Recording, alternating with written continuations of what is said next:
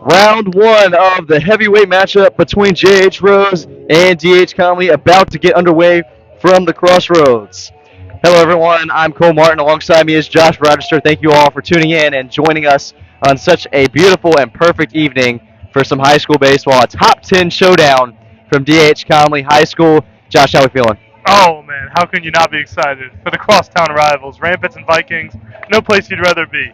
Would you like to give us those rankings, Cole? Where are we sitting right now in the standings? Yes, so J.H. Rose sitting at the number 10 team in the state. And of course, Conley, they've been holding on to the number one spot in the state for a while now, been a couple weeks. And the game's about to get underway, so we'll give you a quick look at the Viking defense.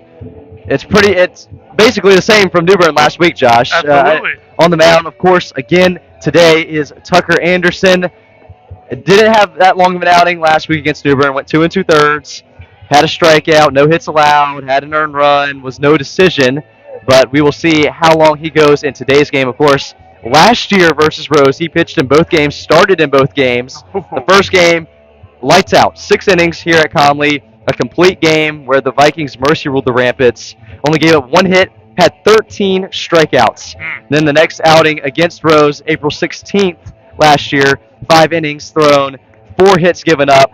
Again, no earned runs, no runs at all between those two games, and then 9 strikeouts in that game. So a combined 22 strikeouts last year for Tucker Anderson against the Rampants. A little bit of having somebody's number, and you may even know some of the guys from last year walking up to the plate.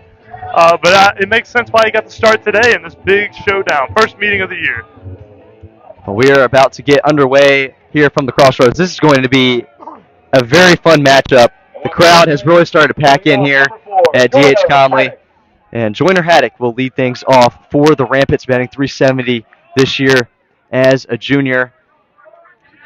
And we were talking about as we're going to the game, identical stat sheets, both teams right around Yes. 300, batting average against right in the 120 to 150 range.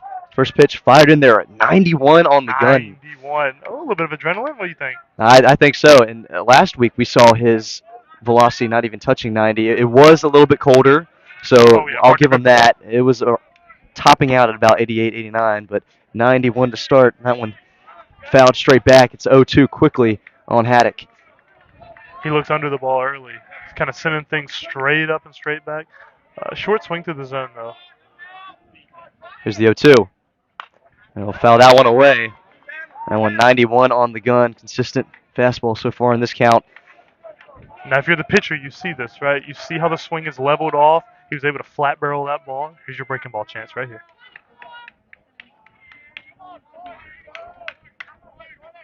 0-2 just outside. Just off the black at 90 miles an hour.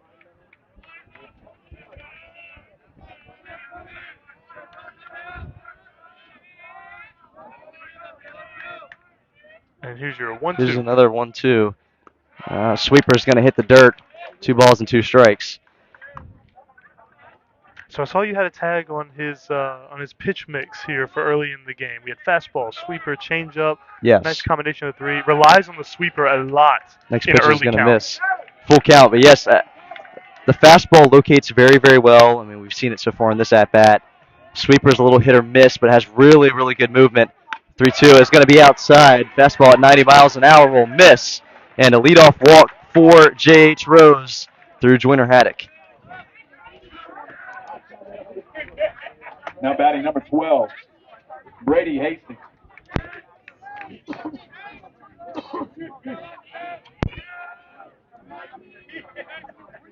All right, with a leadoff walk. So here's Brady Hastings this year batting very well. 314, 16 hits, a couple of home runs. He'll foul that one straight back. Even when looking at how close this game was, I mean, even just the runs given up, runs allowed, it was just similar across the board. Mhm. I tried to count how many true 300 hitters they had, and it looked like each team had 5. Might have missed one, but I mean, what an even matchup for tonight. We got a treat. Next pitch will be just outside. And when you talk about true 300 hitters, you're referencing the guys that get a lot of plate appearances, not necessarily Yeah. guys that are only getting, Yeah, 3 or yeah, 4 plate appearances a season and nothing crazy. Yes, it's when you're in over about 70% of the games and you see parallel number of at-bats. That's what I'm calling true. Runner on first One ball and one strike to Hastings. He'll drill that one out into the right center field gap. And that one's going to hit the grass. Layton's got it. He's going to fire it in. Haddock's being waved home. The throw at the plate not in time, and J.H. Rose will strike first.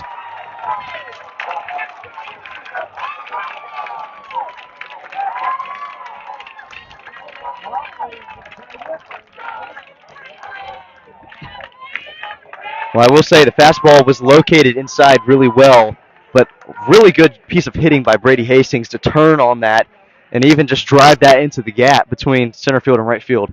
It's a commonality of lefties. Lefties love to pull inside pitches if they're not pulling in more toward the hands or off away to the plate. Now batting number 3, Lefties Josh love an Robertson. inside pitch. That's even addressing some of your worries about where you throw your changeup, where you throw your sweeper, because if you don't layer it with a fastball well, you can get the ball hit hard. So here's Josh Robertson, NC-A&T commit. Not on the mound today, it will be Parker Simo, but this year batting-wise, as a senior, batting .370 is Josh Robertson. A couple of extra base knocks sprinkled out. That one's fouled straight back. And we saw 0-2. Josh Robinson had about half of the innings on the mound as well as Simo, so it's not a surprise that he'll be out there. Man, 37 innings pitched at high school. It's a high number.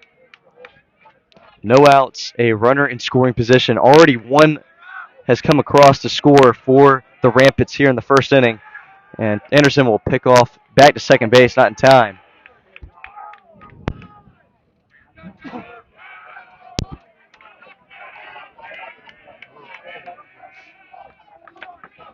This year, this Rampant offense batting .303, 122 total runs through 17 games, and Robertson will lead that one off the plate. 1 ball and 2 strikes.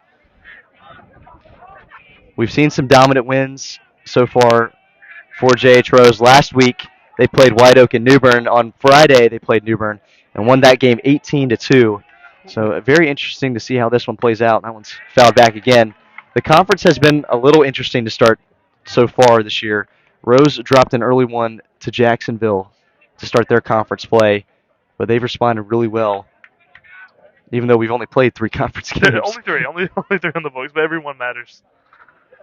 It feels like they started conference play before Easter, and then there was a big break in between. It just feels like it's been going on forever. Your spring break, maybe? 1-2 is just off the play. They'll say he went around, though, for strike 3.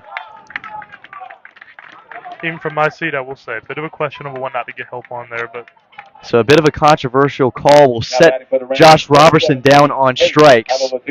And here's Haith Abu-Latifa. He and his brother have been batting really well this year as sophomores. This year for Haith, batting .354, has 3 home runs. He had 2 home runs in one game back in the earlier part of the season. First pitch to him is off the plate.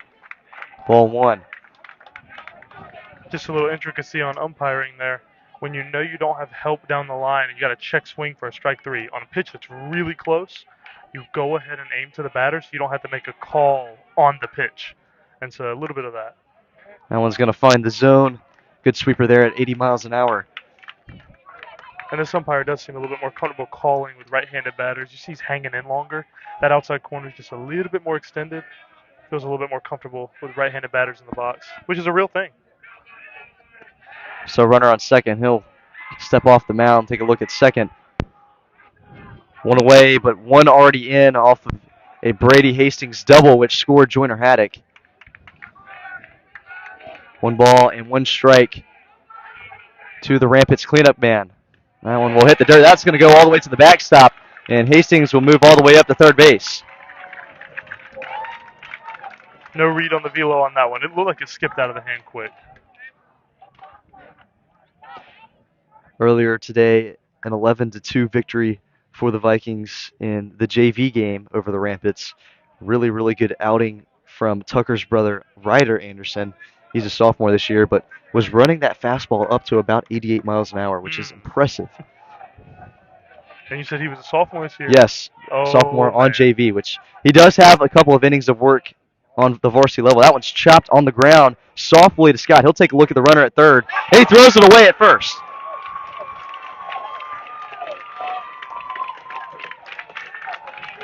into that long track. The batter is able to advance to second. A costly error there by Landon Scott over at third base. Was a routine play at first base to get the out. The runner was not going to come home, I No, believe. he had held him. He had held him off long And enough. instead, another run has come across to score. We'll see a mound visit with head coach Jason Mills.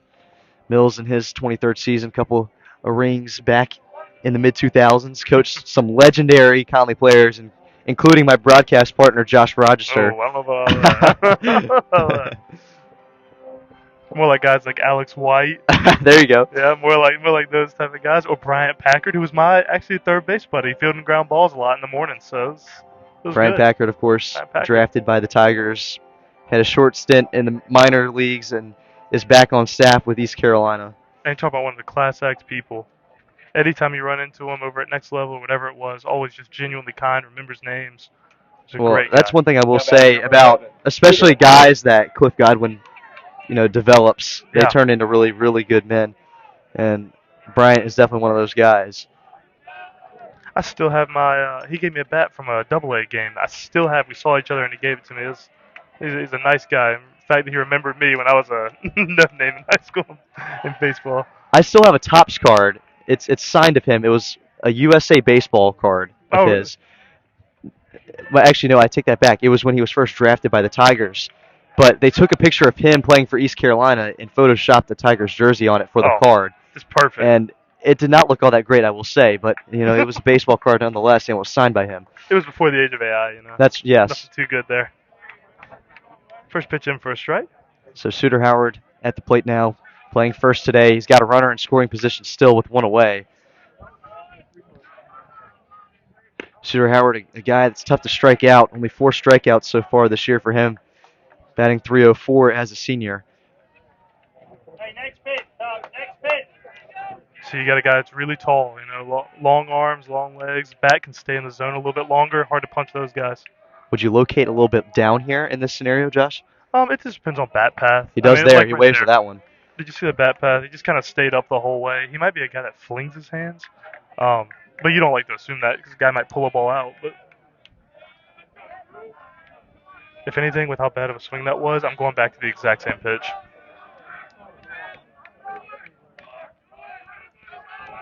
Here's the 1-2. He'll lift that one back out of play. See how he can drag his hands all the way through the zone as a taller guy. He doesn't have to pull the bat just much.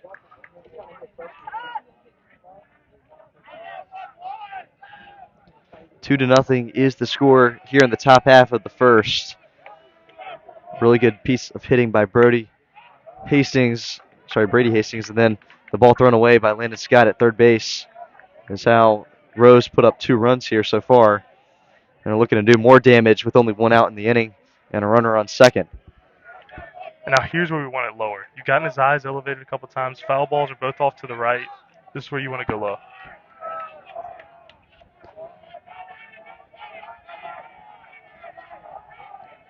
Next 1-2 offering is waved off for a second. Time is called.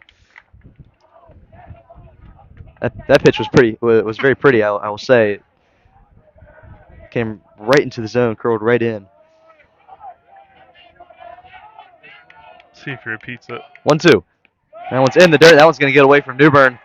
And Abel Latifa will move up to third. Almost an identical pass ball to our third hitter of the game. We've seen Colton make a couple of really good blocks so far throughout the season in his time playing catcher. Of course, him and Hayden Willoughby have switched positions about halfway through the season up to this point. Assuming in time catching fastballs, man, they're always the hardest to block. I find breaking balls because you know the path of them. 2-2, run up on strikes. Oh, nice. Found the zone at 91 miles an hour for the second out of the inning. I'm sorry, I cut you off there. Oh, no. Look, we had a pitch. I didn't even see it. It's perfect. Talk about how hard fastballs are to block because they're just skidding off the dirt. You don't expect the fastball to be spiked. So here's Corbin Kendrick, mainly known for his work on the mound. I've seen him throw a couple of bullpens online, and I believe he is touching close to 91 miles an hour as a sophomore. I could be wrong about that. For the people out there, you can fact check me on that. 1-0 is lifted straight back into the netting. That's the one downside to this camera angle and this tripod setup is every time a ball hits the net, the camera is going to move a little bit. We'll have to fix that in between innings. We apologize for that. We're on a bit of a low-budget setup here at the Crossroads. Low budget? No budget? Somewhat of a budget. Somewhat of a budget. I haven't really purchased any of this. That tripod actually came from Dave & Buster's, believe it or not. Really? I won it. What's the story? I got a bunch of tickets, and I got 2 of those. And the rest of the money, I got car LED lights, which I have not installed. Oh, we're changing that. I need to install them because that We're would be changing pretty that. cool. They go underneath like the steering wheel, I believe. Nice. But very cheap tripods that I have. 3-1 is up high, and a walk for Corbin Kidrick. And there's your second walk of the inning.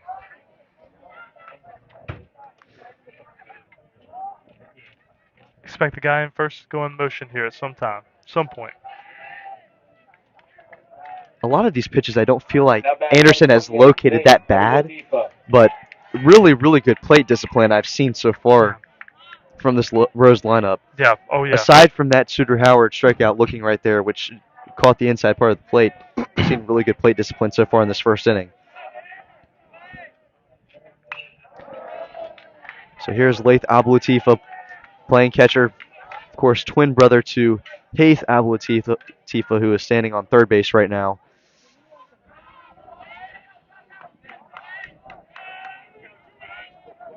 Laith batting .237 this year as a sophomore. 80 RBIs for him. 2 away, and of course, a really good RBI opportunity for him with a runner in scoring position.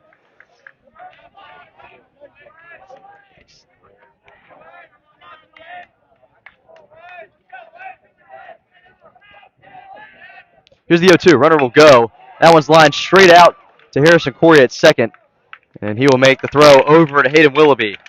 Rampant strike twice here in the top half of the first. We'll see if the Vikings respond in the bottom half of the inning.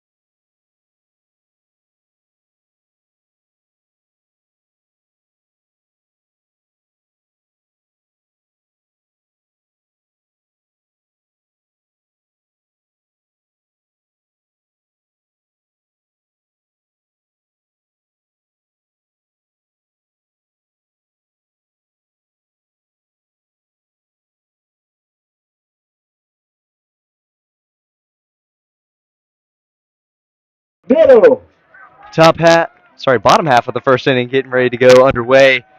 Brooke Niddle, Brody Brandon, and Ethan Stewart. Parker Simo out on the mound today for the Rampants. I guess it's a little strategic as it's traditionally a little lefty heavy for the Vikings. in the lineup. First pitch to Niddle is off the plate for a ball. This year as a junior, 1.73 ERA, really, really good so far from the left side. Next pitch is up and in for a ball.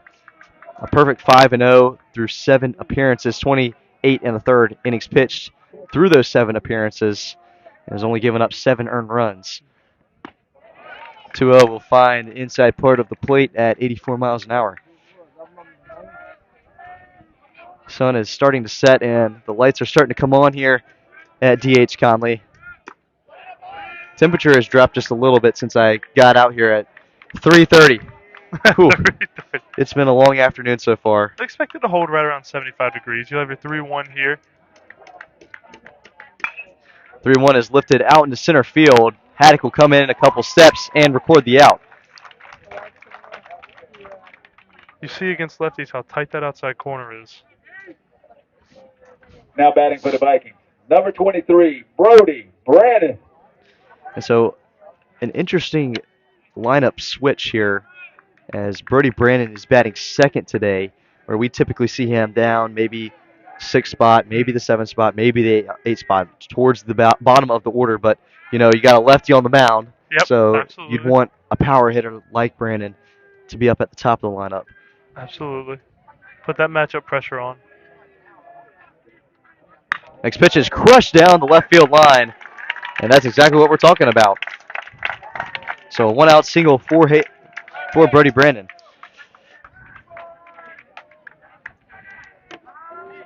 Now batting number 9, Ethan Stewart. So here's Ethan Stewart. Of course, such a talented young prospect, which I call him a prospect even though this is high school. But just as a sophomore alone this year, batting .436. Leads the team in home runs and is having a really good year so far. Of course, he didn't pick up a hit last week against New Bern, so he would love to bounce back here today, even though he did record a couple of hits last week versus Jacksonville.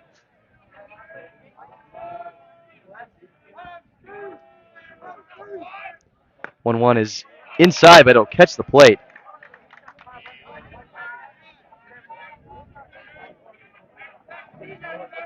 Favoring that inside corner. Here's your 1-2. That one's crushed into right field. And that one's going to go off the glove of Luke Tyndall in right field. It's going to carry for a home run. What a swing.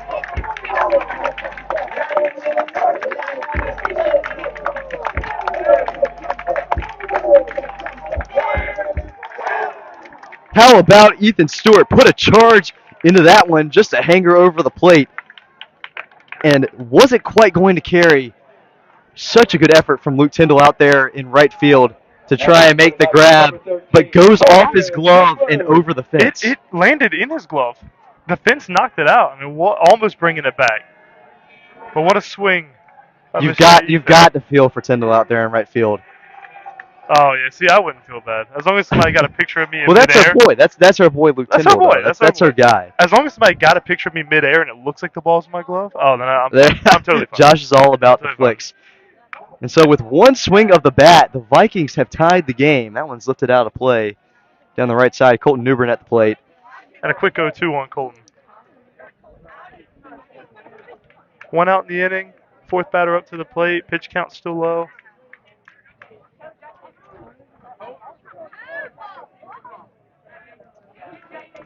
Just 1 out in the inning. 2 have already come across to score on the 2-run blast off the bat of Ethan Stewart. And Newbern will leave that one off the plate.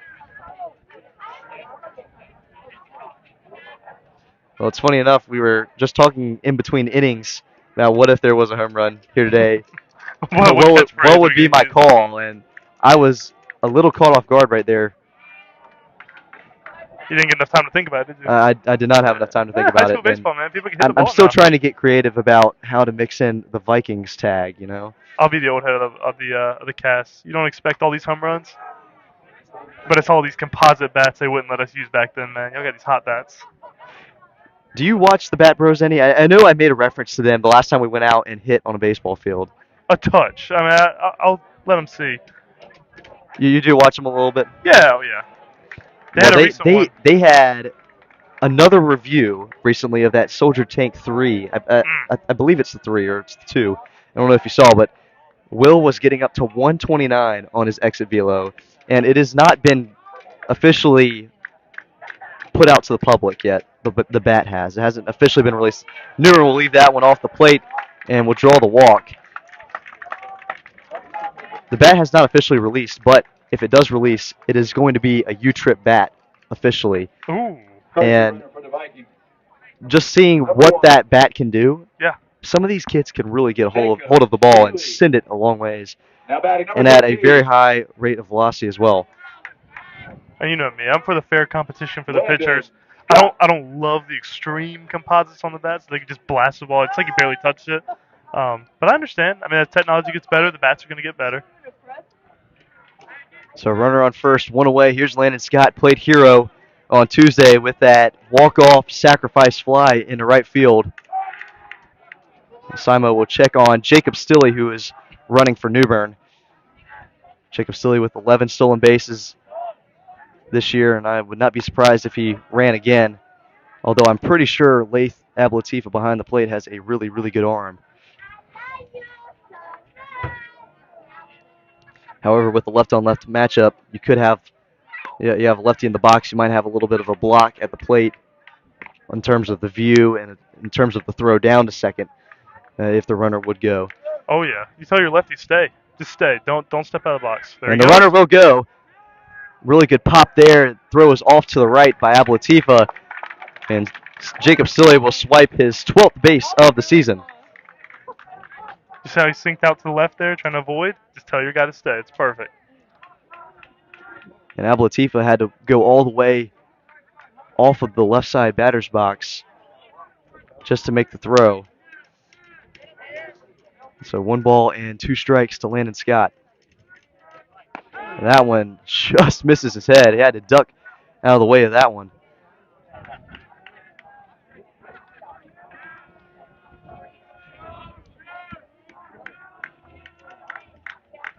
Runner in scoring position. 2-2 is low, so the count will run full to Landon Scott.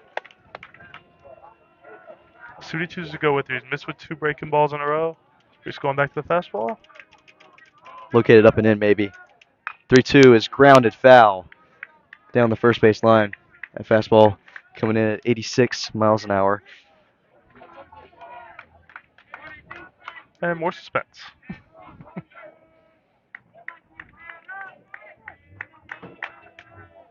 Two have already come across the score. Ethan Stewart, 2-run blast, which scored Brody Brandon as well.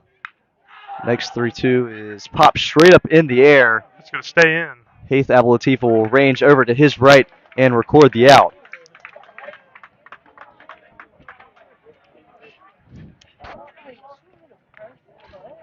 Now batting number 24, Hayden Willoughby. So here's Hayden Willoughby. He's typically more towards the middle of the order, top of the order. He's batting 6th today.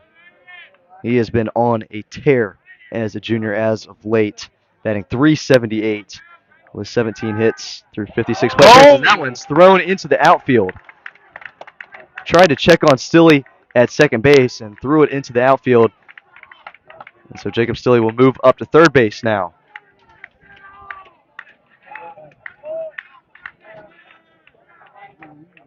Just a little mistiming. Crossed up his second baseman going to cover. What a good problem to have, where you have your normally top of the order guy down the 6 hole. First pitch to Willoughby is in the dirt. Willoughby was trying to get out of the way of that one.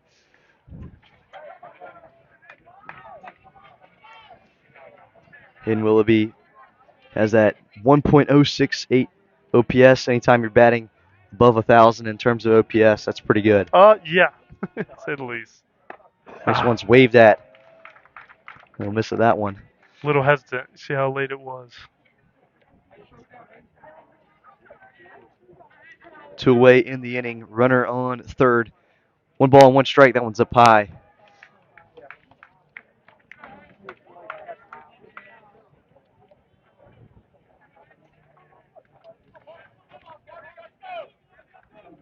We got a quick time for the catcher here. Got to make sure everyone's shoes are tied. You know how it is, Josh. Oh, yeah. Make sure everyone does. I was umpiring one game. It was like an 8-year-old game. And it felt like every single kid's shoe came untied in one game. Really? 7 and 8-year-olds. Well, Well, that makes sense. It was That something. young of an age group. Favorable hitters count for Willoughby. He will leave that one off the plate for ball 3. D.H. Conley, 15 wins and 1 loss this year, 4-0 in conference play. Looking to make it a perfect 5-0, and Willoughby will leave that one off the plate for ball 4.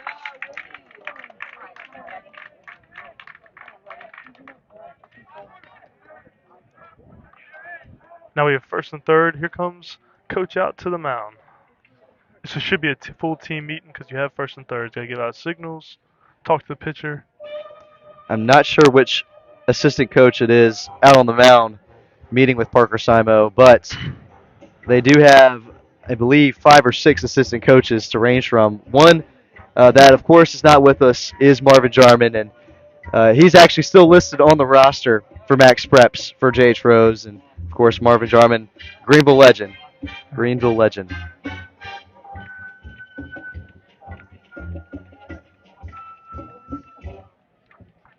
So the Rampants will be charged with a mound visit here in the first inning. Pair of runners on base.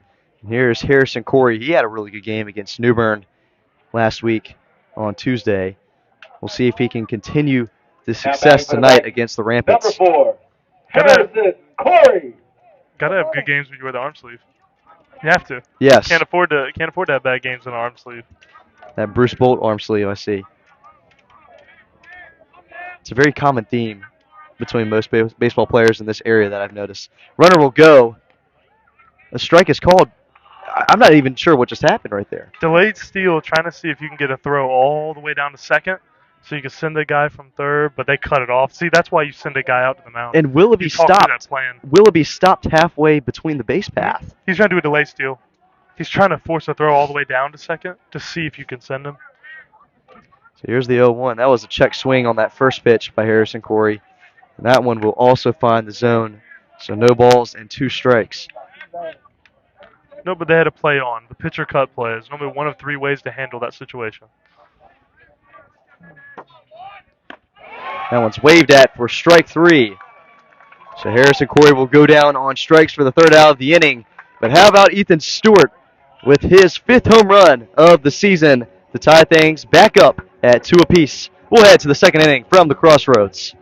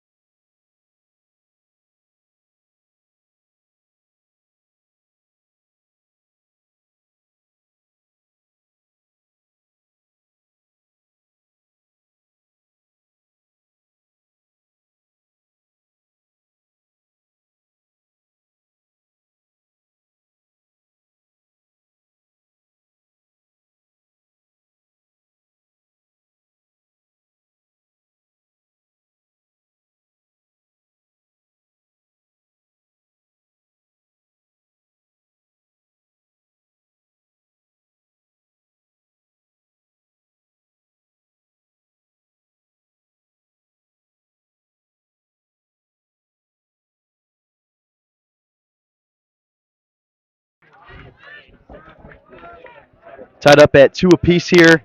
2nd inning about to get underway. Tucker Anderson will face 8, 9, and 1 of the Rampants lineup. Starting off with Luke Tyndall, who almost robbed that Ethan Stewart home run in the last inning.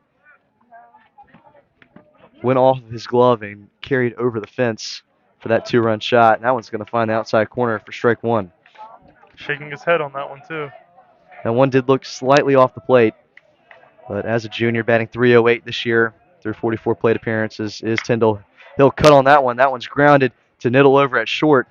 And he will make the play. He is out on the tag.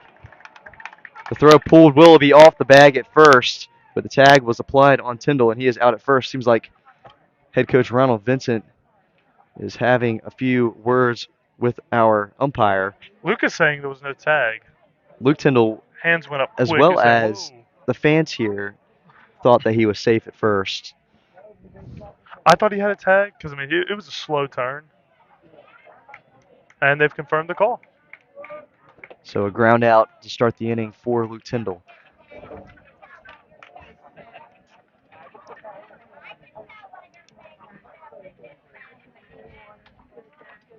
Now batting number 1, the pitcher, Parker Simone.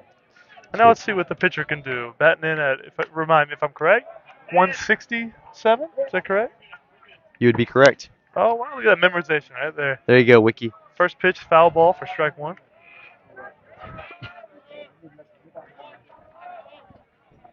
Oh, one is spiked in the dirt. I didn't realize it's pretty small in the box. Yes.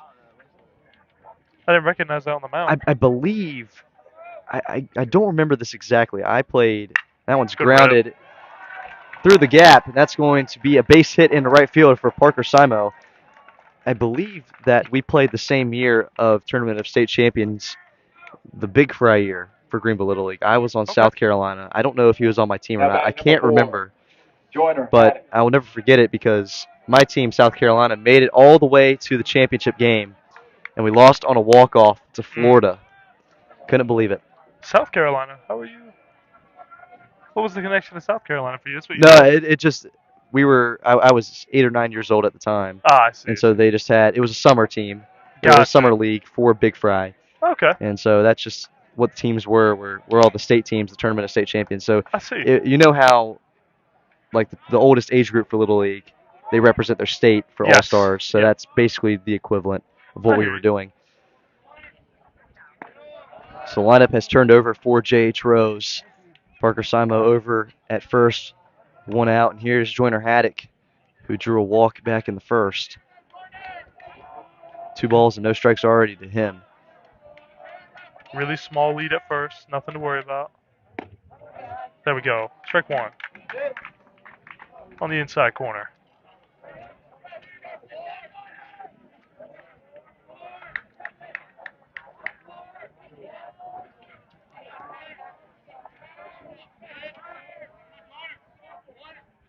Two one is chopped foul straight back into the netting. That pitch is hitting 87 miles an hour. I'm not sure. He was topping out at 91, getting close to 92 back in the first inning. I'm not sure if maybe he's being a little hesitant or if that's a different pitch that I'm looking at. Well, Not sure if he has some type of cut fastball that he's using or something like that. Oh, no. I think it's that first inning adrenaline. Here's your 2-2. 2-2 is chopped on the ground to Corey. He won't even throw it to second. He'll make the play over at first to Willoughby.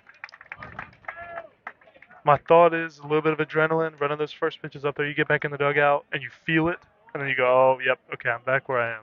Now batting number 12, Brady Hastings. So here's Brady Hastings.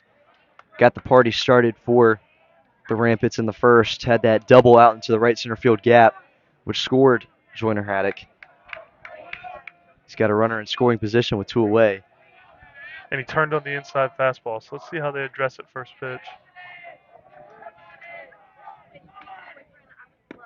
First pitch off the plate for ball 1. I'm starting backwards, trying to hit that front door.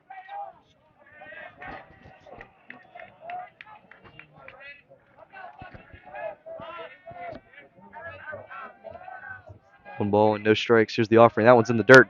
Good block by Newbern. It's going to roll away from him, and Simo will swipe third. Does a good job of Newbern to keep the ball in front of him and make the block there, but just rolled away enough for Parker Simo to move up to third base. That's what we were talking about earlier. Easier to block breaking balls. You can angle them just a little bit better than a fastball low.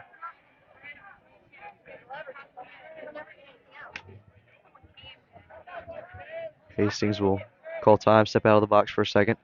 2 balls and no strikes on him. 2-0 will find the outside part of the plate at 87. It's especially important to block pitches when you have this huge backstop right here. Like, it is a mile to home plate. Anything that gets by, expect the man on third to run. Here's the 2-1. That one's lifted out into center field. Layton is tracking back and will record the third out of the inning. So the Rampants strand one here in the top half of the second. We will head to the bottom half of the inning.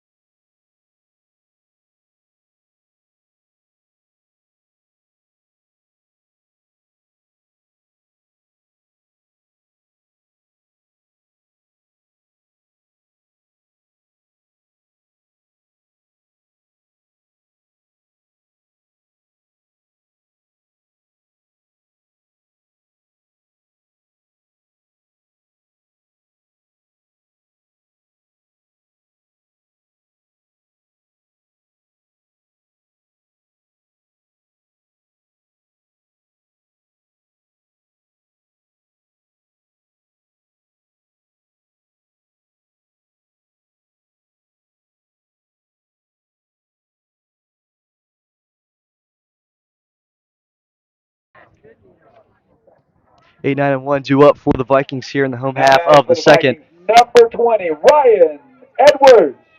Here's Ryan Edwards at the plate now. Has a couple appearances on the mound, but has really moved into a good, sound starting position in the lineup as of late over the past couple weeks. Playing left field, he'll take the first pitch for a ball.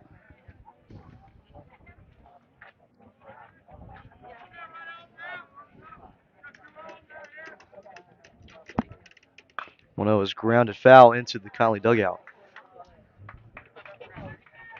Found a way to his own teammate. Buy him something Saw excites the Rook, sand, everything gets better. Rookman will have to jump up a little bit, dodge that one. 1-1 is chopped on the ground to Hastings at short. Throw is in the dirt, but a good pick by Howard over there at first to record the out.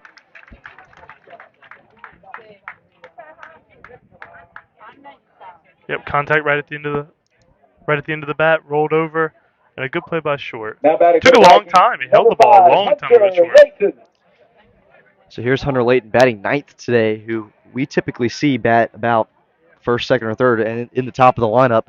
But of course, lefty on the mound. One thing I wish Max Preps had was the left-right splits. Absolutely. And I do not have that information with me. But I do know that Hunter Layton is batting 300 this year. 1-0 is grooved right down the middle for a strike.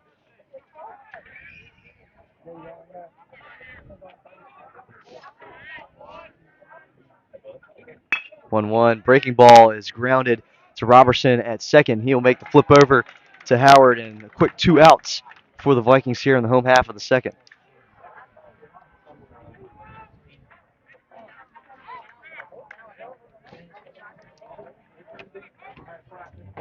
So the lineup now turns Now batting over. for the Vikings, number 2, Rook Nitto. Hit a ball on the line out to center field. His first time up. It was ultimately a fly out to Joyner Haddock out there.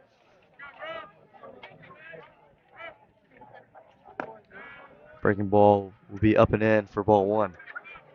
Been missing pretty consistently in that same spot. Breaking balls have been way up. Maybe he'll hang one here and you'll be able to pull one out. 1-1 is There's a inside, roll. but he will turn on that one and ground that. No one's covering first. Now Simon will cover first, and he is safe at first. We will see if they rule that a hit or an error. Josh Robertson ranged over to his left and bobbled it, and they will say it's a hit. I would have been a little bit meaner. You would have ruled it an error. Me personally, he got in front of the Now ball, batting for the ground Vikings. ball, a lot of The contact with it. designated hitter, number 23, Brody Brandon. But I don't know. I'm just a mean scorekeeper. I apologize. So here's Brody Brandon. Absolutely smoked the ball into left field on a line for a base hit in the first. He'll leave that one on the plate for a strike. Nice slider, running right down the middle. The one he caught last time was a down and in fastball. That one's out for ball one. Runner on first, that's Rook Niddle, but 2 away in the inning. 2-2 is the score. Ethan Stewart waits on deck. He had that 2-run blast in the first inning, as Brandon leaves that one off the plate as well.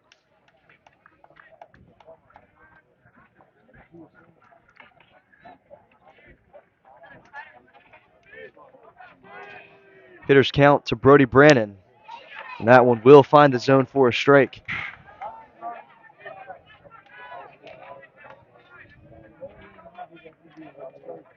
Well, how about this, Josh? 2 balls, 2 strikes, 2 outs in the second inning, and it is a 2-2 ball game. Also, gotta love for the twos, huh? also number 2 standing on first base is Rick Niddle. Oh, really? Where's our number 2 in the field? Where is he? That's Colton Newbern.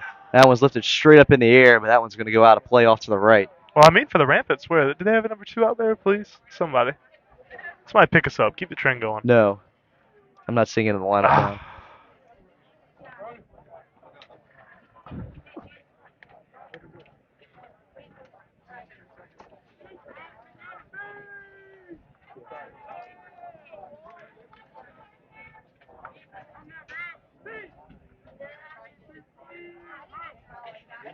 And Brody Brandon will call time ahead of the next 2-2 offering. It seemed like we had a lot of energy in the first inning, but it's really died down here in the second. He'll leave that one in the dirt. The count will run full. It has. Base runners provide energy. I guess, just do. as you were mentioning with Tucker Anderson, had maybe a lot of adrenaline in the first inning. I mean, Oh, yeah. maybe a lot of adrenaline between the rest of the players as well as this crowd, and starting to wear off a little bit. I wonder why the catcher and the umpire were going so far out there. It's an odd time. You get a full count. You don't want your pitcher to have a ton of time in between. Too much thinking. Look at Runner him. on He's first. starting to crowd that plate, looking for a fastball. 2 away. Here's the payoff to Brody Brandon. Runner will go, and that one's grounded foul. Got to see a better effort there from Coach Mills down the third base line. Got a hand up. And he stuck the hand up, but I mean, you got to make the play. I mean, it was very close to him. High stakes moment.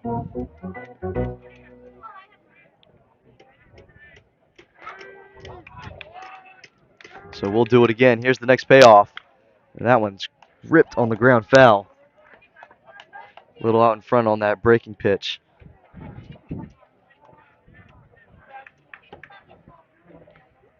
Another long at bat. That's exactly what you want to do, Mm-hmm. is to get Parker Simo deeper into at-bats, drive that pitch count up. Same with Rose with Tucker Anderson. Runner will go, but the pitch is outside for ball 4.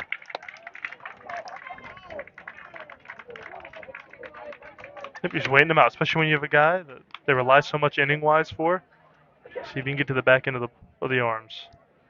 Well, at this point, I would include a replay of Ethan Stewart's home run in the last inning, but unfortunately here on DHC Game Day, we are not quite advanced enough to have replay. But back in the first inning, Ethan Stewart really got a hold of a pitch that caught way too much of the plate, and it looked like it was going to carry well at first, but then just off the glove of Luke Tyndall out there in right field, as he helped push that ball over the fence for the 2-run blast to tie the game. Almost pulled a Joe Adele. Almost. That's the new call Now for it. batting for Now the Joe Vikings. Adele. Right field The home right run fielder, robberies. number 9, Ethan Well, Stewart. the guy for the Athletics, is that the guy that was making all those catches in center field? Was that Denzel Clark or was that someone else? That was I think that was Denzel Clark, but I'm talking about He was a rookie when he did it, but it reminds me of that as well because he had a couple of jaw-dropping robberies at their AAA ballpark. But I am all on board with saying that Joe Adele 3 robbed home runs That and a was 1-0 win. incredible. Greatest defensive game of modern baseball. I agree. By one player. I agree. By one And player. I've only easily. been alive for 18 years, and that was a very impressive effort that I got to witness. Oh, Even no. though I did not watch the game live, I did get to see the replays of the catches. But here I am getting told that I'm pushing 30 by every youth student in Well, every single one. I'm not going to speak on that. This is a professional setting. Yes, I see. 1-1 is down low, 2 balls and a strike to Ethan Stewart. Another dangerous situation at the plate as there is a runner on first and a runner on second. Ethan Stewart driving that RBI count all the way up to 20 now on the season. 5 home runs for him. That one's up and in. 3 balls and a strike. Got all the nerves, wondering if it's in the pitcher's head. We'll have a 3-1 here. I mean, I'd be nervous throwing to him You be again. nervous? I mean, if you locate somewhere on the plate, he can get a hold of it. 3-1 is located really well, but was behind on it. That fastball 85. Not sure if he was anticipating a breaking ball. And that one goes flying into the bullpen.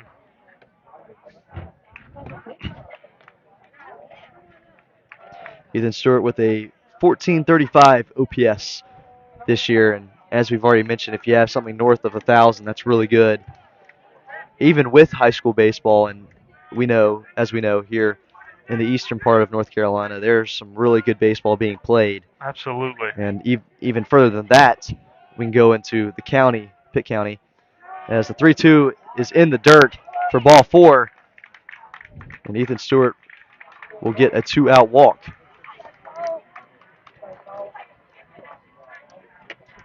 But batting with that 1435 OPS, I mean, that is just impressive.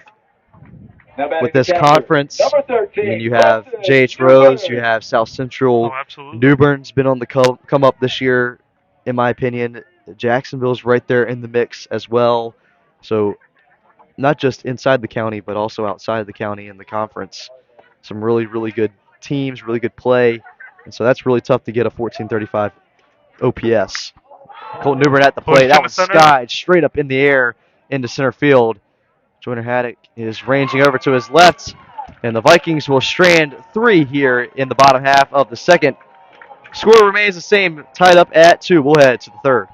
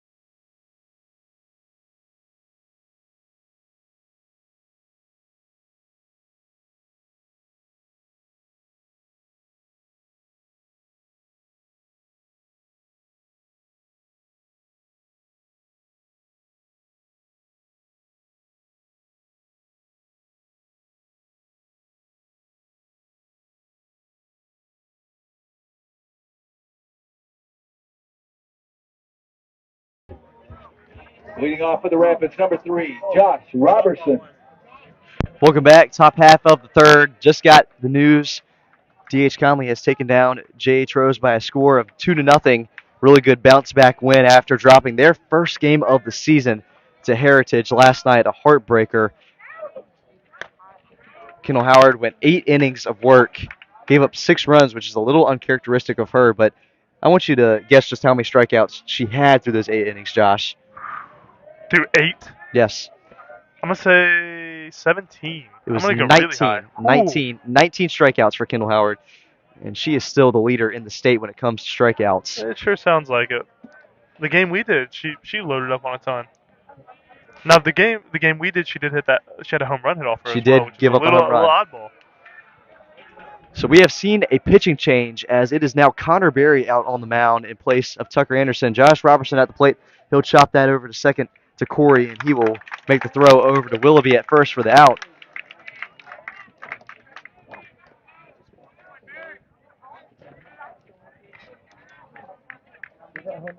Now batting for the Rapids, number 17, I'm gonna check. Abdul-Latifa. A couple of back-to-back quick outings for Tucker Anderson so far between New Bern and then, of course, tonight going 2 innings tonight, 2 hits, 2 runs. Only one of them was given up. That throwing error by Landon Scott forced an unearned run, but 2 walks and 2 strikeouts. Tucker Anderson's day is done, and here is the Campbell commit, recent Campbell commit, Connor Berry now.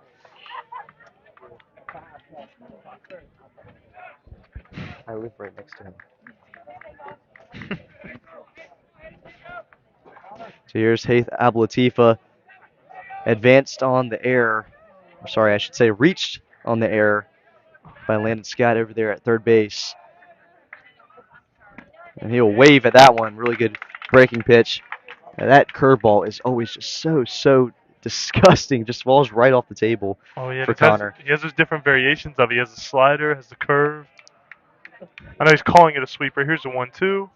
Another sweeper. That one's chopped on the ground and Niddle over at short. Really good speed there from Abdul-Latifa, digging it all the way out down the line, but he will not get there in time as the second out of the inning is recorded. And a missile from short to first. Little statement. He wasn't even close to beating it out, but first baseman, number fired a missile. Howard. I will say one thing about Rook Niddle over there at shortstop is he has an arm on him, for sure. I'll say it again. You have an arm sleeve. You have to have an arm. Have to play well. Suter Howard at the plate now, struck out looking. Really good fastball inside, and that one is blooped out into right field. That one's going to fall just foul.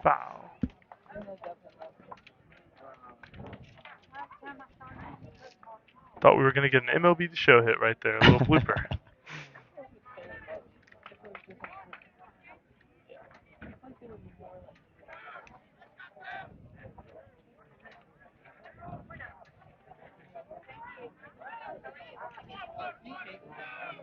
So no balls and 1 strike, but 2 away in the inning.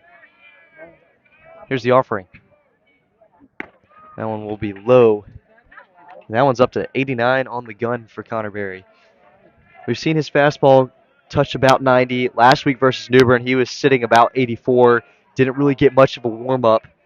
And it was very cold as well. So it was very tough for him to get warm in that scenario. That bender just misses. Suter Howard had to duck out of the way of that one, but still almost caught the zone. Just goes to show just how dirty that curveball, sweeper, whatever you want to call it, really is. Slider. 2 balls and 1 strike. That one's going to be inside for ball 3. Yeah, hanging right in there at 89, like you mentioned. Anytime it's a cold day and you don't get a traditional warm-up, I mean, you can expect it. It's going to be a little bit lower. This year, Connor Berry sitting at a .67 ERA, 3-0 through 8 appearances. He's had a couple of relief outings in relief of Tucker Anderson. 3-1 is grounded into the Rose dugout. Wow. Look out over there. But 21 innings pitched, 25 strikeouts for him, only 2 earned runs, so very efficient work for him. Of course, that .67 ERA speaks for itself. Here's the payoff to Howard. That one's inside at 90 miles an hour for ball 4. We got a runner on with 2 outs. See if they put him in motion. We saw that a couple of Now batting times number 8, last the week left versus fielder, Newbern, number 8, where Corbin Tucker Kendrick. Anderson, also Connor Berry, would get 2 outs in the inning, and then would give Yep. up a base runner or 2 in the inning. So we'll see if Connor Berry can get out of the inning with And you get Corbin those Kendrick runners at the on. plate. Runner on first. Kendrick first time up, walked. That one's going to be grooved right in there for a strike. And then pitchers can tell you, anytime you have guys on, it just takes a little bit more out of you every pitch. It's called pressure pitching. We're not quite there yet. Nobody in scoring position.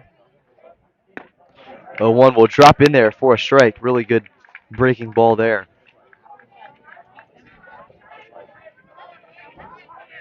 And this is how you respond after a walk. Tack the zone, quick 2 strikes. We'll see what we get here on the 0-2.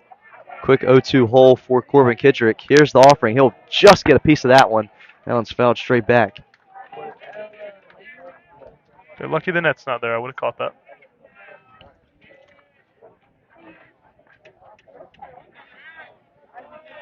So you're going to triple up a third breaking ball here? You going fastball? I'd go fastball up Where are and you in. going? You okay? If I'm playing MLB The Show in this scenario, I'm locating a fastball up and in. Catcher set up out. Let's see.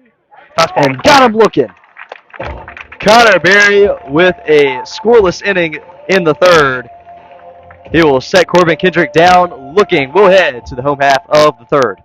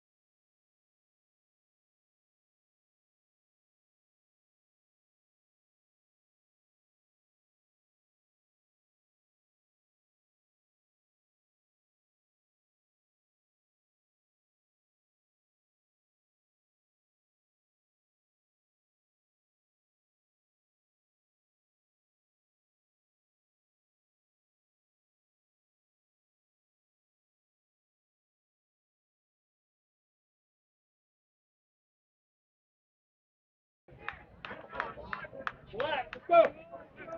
5, 6, and 7 due up for the Vikings here in the home half of the third. Sun has officially begin to set just Oh, behind the trees. Oh, and Landon Scott fouls it off his foot. That's got to hurt.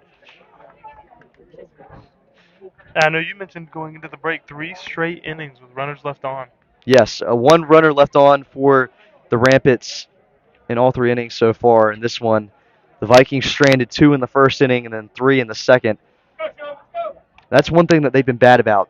I don't know the numbers on what they average in terms of left on base, but the games that I have called, they have consistently left between 8 and 10 runners on base by the time it's all said and done with. Just makes you think a little bit, what would the offense really look like if they were able to capitalize a little bit more. 0-1 is dropped in there for a strike. And a quick 0-2 hole for Landon Scott. And that's always the difference when you have teams with similar talent level. 0-2 will find the outside part of the plate for strike 3. Just a little bit of window shopping. That was a really, really good pitch. Really good location there for Parker Now batting Simo. to first A baseman, quick number out, number 1. 24, Hayden Willoughby. So now Hayden Willoughby at the dish. Drew a walk in the first inning. Base is clear for him here in the third. And a quick 1-0 as a fastball runs outside.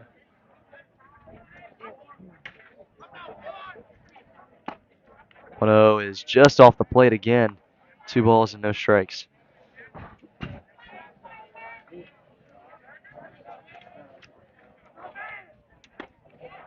2-0 will find the zone for a strike. This Conley team went 2-0 last week. Had that extra innings win against New Bern here at the Crossroads, 6-5 after 9 innings of play. 2-1 will be low, 3 balls and a strike. And then hit the road and took on the Cardinals of Jacksonville, where they would win 8-4 in that one. Saw Harrison Corey return to the mound after being injured. That one's lifted straight up in the air. That one might go out of play. Howard's underneath it. He will record the out. But very promising to see Harrison Corey back on the mound after being injured. Only gave him an inning last week, but started the game. Don't want to overdo it right off the jump, coming off of injury. It's a re-aggravation of the Exactly. shoulder, and so. And speaking of Harrison Corey, here he is. Struck out swing to end the first inning. 2 away for him. He'll wave at that one. That was a home run swing right there. Nobody on and 2 outs. Might as well aim for a fence. Well, you have a left on right matchup. I mean, why not? 0-1 is way outside. It's about the third one we've seen like that this inning. Just running way out. Well, I'm curious to see if the Rampants pull Simo at some point in this game, which I'm assuming they probably will. The pitch count will get up enough. Who will they bring in on relief? They do have a couple of guys sitting over there in the bullpen. 1-1 is low for ball 2. I mean, you have guys like Corbin Kendrick who can come in relief. Also Josh Robertson, but you might want to save Josh Robertson as your starter because J.H. Rose plays South Central on Thursday. That one's lifted straight up in the air. This will be our third out. And Suter Howard will record the third out of the inning. Vikes go down quietly 1-2-3 here in the third. We'll head to the fourth. Score remains the same. J.H. Rose 2 and Conley 2.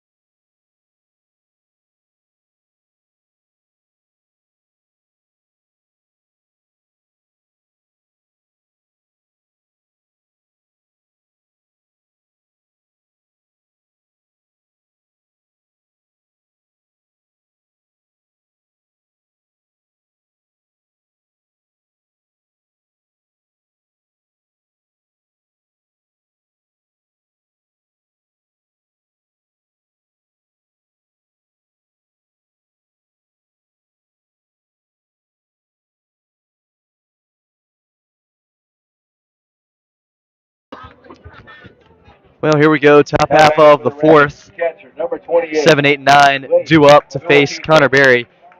I typically give this read in the fifth inning, but I'll do it now here in the top of the fourth. But a little history lesson on J.H. Rose. 6 state championships in baseball, 5 in the 4A classification, 1997, 1999, back-to-back wins in 03 and 04, and then my birth year, actually, 2008. And then 1 in the 3A classification in 2021. When it comes to alumni, they have a very long list of alumni, Josh. I'm sure you'll recognize a couple of these names. I only put down 3, but Carlister Crumpler Jr., of course, a notable name, played tight end, was drafted by the Seahawks. Then, of course, Andre Brown. I mean, just very talented football player. Won a ring with the New York Football Giants in 2012 over Tom Brady's Patriots. And then, of course, you can't leave out Clayton McCullough, who had a really, really good year, in my opinion, last year with the Marlins, as he is the manager in his second season in Miami. Had a stint with the Los Angeles Dodgers, won a ring with them, was that first base coach. It's just wild to think that, he's the guy that is talking to guys like Shohei Ohtani standing on first base. I mean, just incredible to Doesn't think about. everybody, when they go to the Dodgers, they win a ring, huh? I won't speak too much about the Dodgers. I know, I can't either. Chopper to third. That Oh, one's backing chopped. him. Very tough play for Landon Scott, but he makes the throw over no, not in time. They say the throw pulled Willoughby off the bag. Is his argument the heel? Oh, Mills is coming out immediately. Maybe the heel came up, but I'm not. That's supposed to be home plate's double checking that because he's on the angle. It seemed like the play was recorded correctly. I thought that his foot was on the bag. They're saying that Hayden Willoughby's foot came off the base. The throw beat Ablatifa to the base. And we got no signal from the umpire behind home. That's his coverage call on that. And they will Now rule that a batting number hit. 16, the right fielder, Luke Kendall. So an infield hit for Laith Ablatifa. Here's Luke Tyndall, grounded out to shortstop his first time up. That was a really tough play for Landon Scott. Took a couple of high bounces, had to back up a little bit. But a really good throw, really good stretch by Willoughby.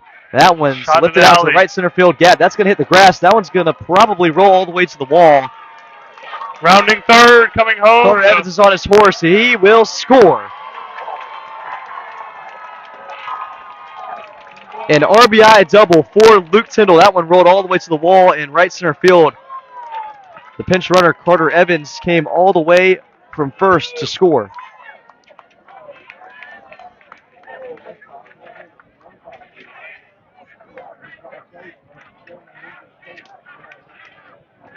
Swinging a bat just as good as he plays the guitar, huh? There you Now go. batting for the Finding Rapids, That's a good pitcher, shout. number That's a good one, shout right Jordan there. Simon. Luke Tyndall music, everybody. And we will see a mound visit with head coach Jason Mills. Still no outs in the inning. What do you think Coach Mills is saying to Connor Berry here in this situation? Well, you might be getting a bit of a scouting report. Oh, let's see. I'm trying to see exactly who he's talking to because he had the whole He's talking infield with come in, but he's way off to the right. Can he's you talking see? with Hayden Willoughby right now. He's talking with the first baseman, maybe about that play where the foot came off the bag, or at least a call of a foot coming off the bag. I was wondering because there wasn't really a need to come out to the pitcher yet. But yeah, he's talking to Hayden.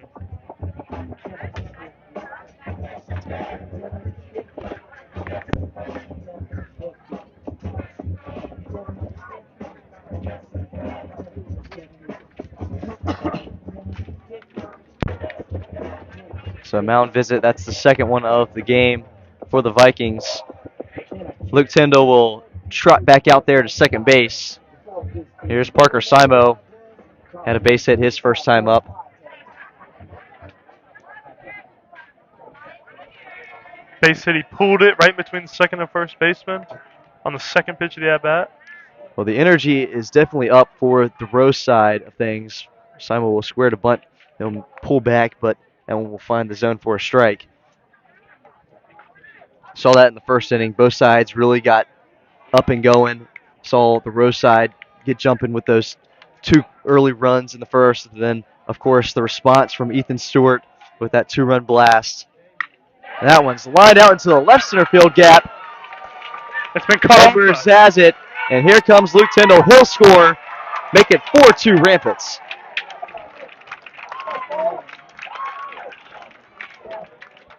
Great job by the left fielder to cut that off before it could hit the gap, hit the alleyway all the way.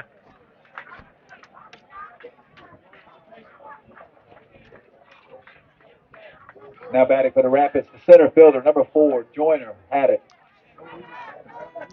Well, last year we saw a pair of Mercy Rule wins for the Vikings, and that is not how this game is going so far for the Vikings.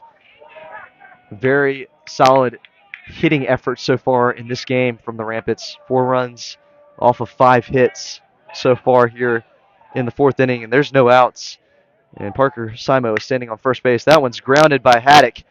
4-6, and the throw is not made to first base. No call. And they'll say no call. They now Confirm the out. the field umpire is saying that Parker Simo is out at second.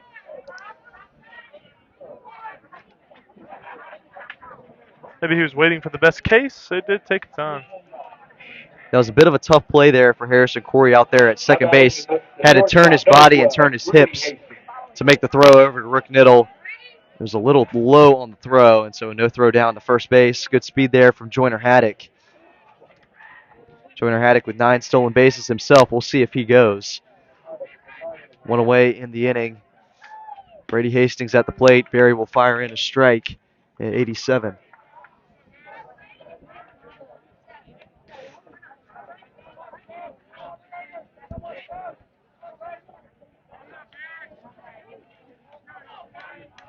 Well, we saw a bit of a lack of an offensive effort from the Vikings last week, especially in that game. There goes Haddock. Throw down from Newbern is way to the right, and Haddock will swipe second with ease. But especially last week in the game against Newbern, not a very good hitting effort. And so now down 2 runs against J.H. Rose. We're going to need to see a couple of the hitters in this Vikings lineup step up over the next couple innings. And outside of the one swing, not a lot of hard contact today. Exactly. Nothing in the gap necessarily that we've seen up to this point. Brady Hastings at the plate, 1 for 2 so far today, a double and a fly out. He's got a runner on second with only 1 away in the inning. And you hear that J.H. Rose dugout starting to get loud. They're feeling the energy, they're feeling the pressure they're putting on. And like you said, how they've hit with runners in scoring position has changed the outlook of the entire game.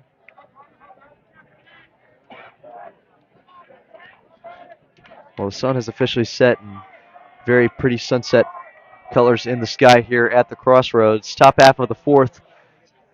Vikes down 4-2. That one's fouled straight back. J.H. Rose in their Kelly green uniforms. Conley in the black uniforms. One uniform that I really, really wish they would wear regularly at home is the cream uniforms with the script, the D.H. Conley script across the front. Yeah. Very, very clean. They wore those against Cedar Ridge in that neutral site against at Guy Smith Stadium. That one's lifted down the left field line. That's going to go just foul. And you know, this may be an unpopular opinion, and I don't know how often they wear them. The yellow tops. I'm not a fan. I'm not a fan. I know it's unpopular, but I'm for it. It is. I really like the pinstripes. I'm a big pinstripes guy. Mini pinstripe, like the ones that aren't too visible. Yes. Yeah, those are, oh yeah. I will say Great East touch. Carolina does a really good job with their pinstripes. Of course, they're playing NC State tonight. I'd imagine that they're not wearing pinstripes tonight. They're wearing their ALS uniforms. Called strike 3 on the outside corner. Located the breaking ball really well. And that will be Connor Berry's second strikeout of the ball game. The second baseman, number 3, Josh Robertson. Of course, for you being a Pirates fan, you don't get to see the pinstripes on your boys. But you know who does it really well? The City Connects for the Reds. Miniature pinstripes. Yes, I will very say. Good. Yes. Very, very, very good jerseys. I really like the Phillies pinstripes. Of course, the Yankees always have the classics. I'm not really a fan, though, just because it's the Yankees, I will say. Yeah. As that one's in the dirt for ball 1. Josh Robertson at the plate. He's 0 for 2 with a strikeout and a ground out. He was actually the first batter that Connor Berry faced in the 3rd inning, where he grounded out to second base to Harrison Corey. 2 away in the inning, 2 already in for the Rampants. Joyner Haddock standing over there at second base. That one's lined back up the middle. Corey dives and can't get it. Here comes Joyner Haddock. The throw in is not quite in time.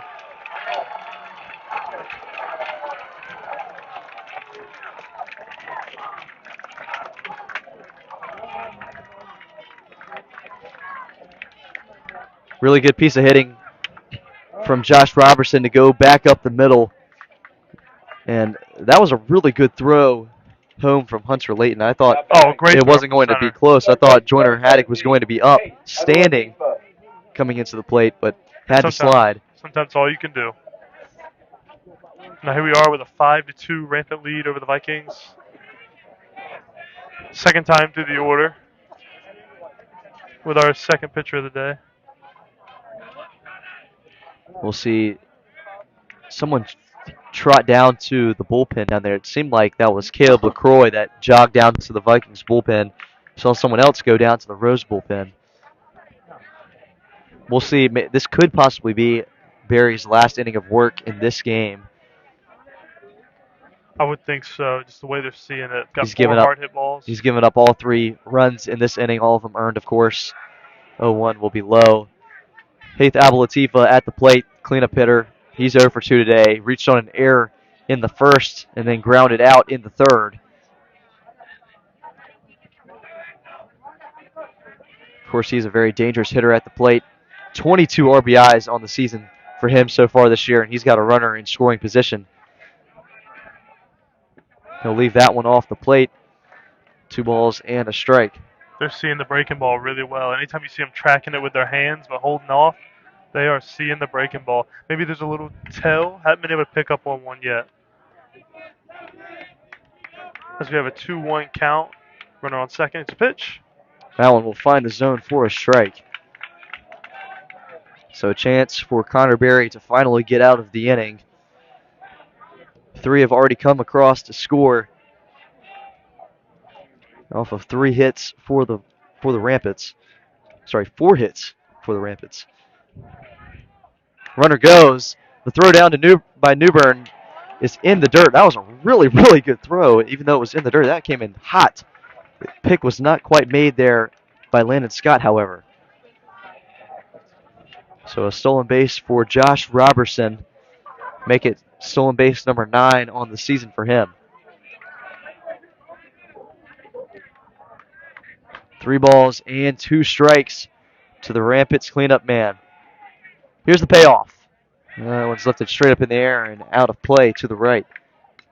So All we'll the do way it down again. to the track. Maybe to the football field. Who knows? Probably not. Not too much pop on that one.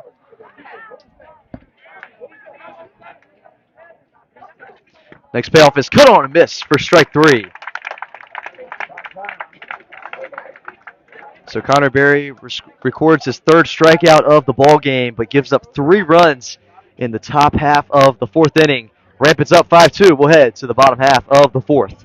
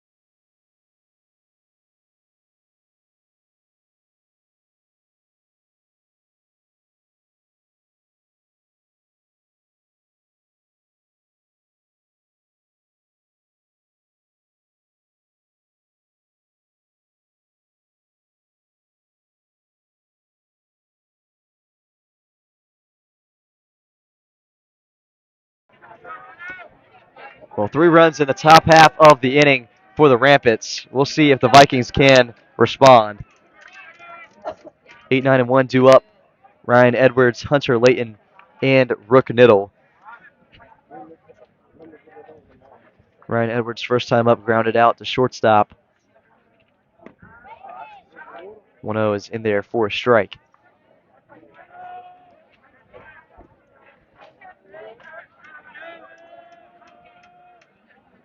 One off the plate. 2 balls and a strike now.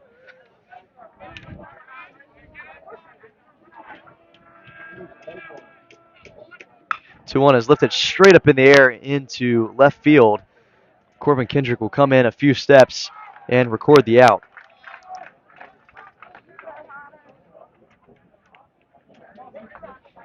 Well, we're in the fourth inning, and even though it is a seven-inning ball game, that seventh inning can come Now up on you batting the pretty center fielder, quick, number Josh. 5, Absolutely. Hunter And so Layton.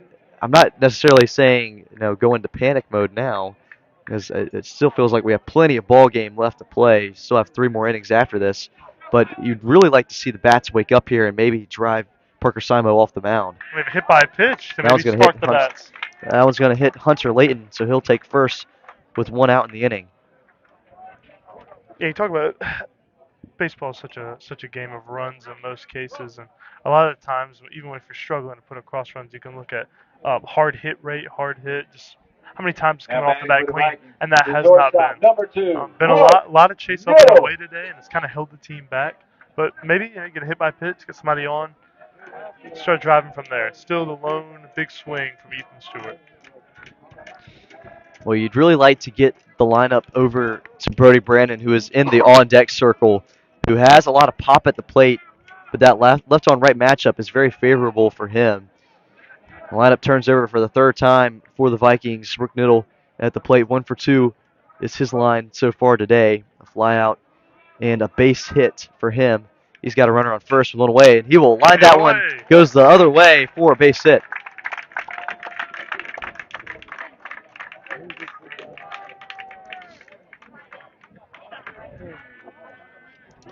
Little behind on that one, but still had the muscle to drive that one out to left. And hey, sometimes it just takes a hit by pitch. You get a little mad. Your teammates Now hurt batting out the there. designated hitter, number 23, In your opinion, Brody Brandon. how long does a hit by pitch hurt?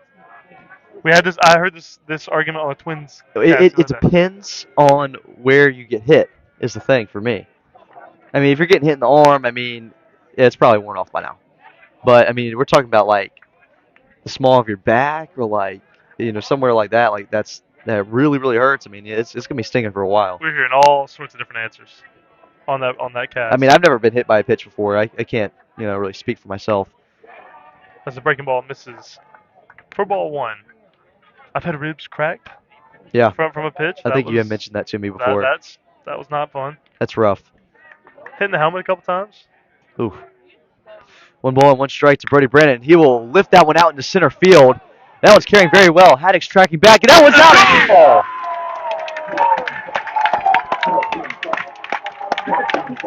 A 3-run blast off the bat of Brody Brennan. And the ball game is back tied here in the fourth. A great swing by Brody. What a call by you, Cole. Said all you have to do is get him back up. And here comes the coach. Are we going to make a change? We're seeing first base coach, Coach Spencer, come have a chat with the umpires. Joyner Haddock is standing out there at the wall still. I'm not totally sure what he's doing. Is he fixing? Did his glove get caught in the netting of the fence? I can't quite tell. Either way, Parker Simo's day is done. We will tell you about the new arm in just a minute here on DHC Game Day. But how about Brody Brandon tying things up with the 3-run blast?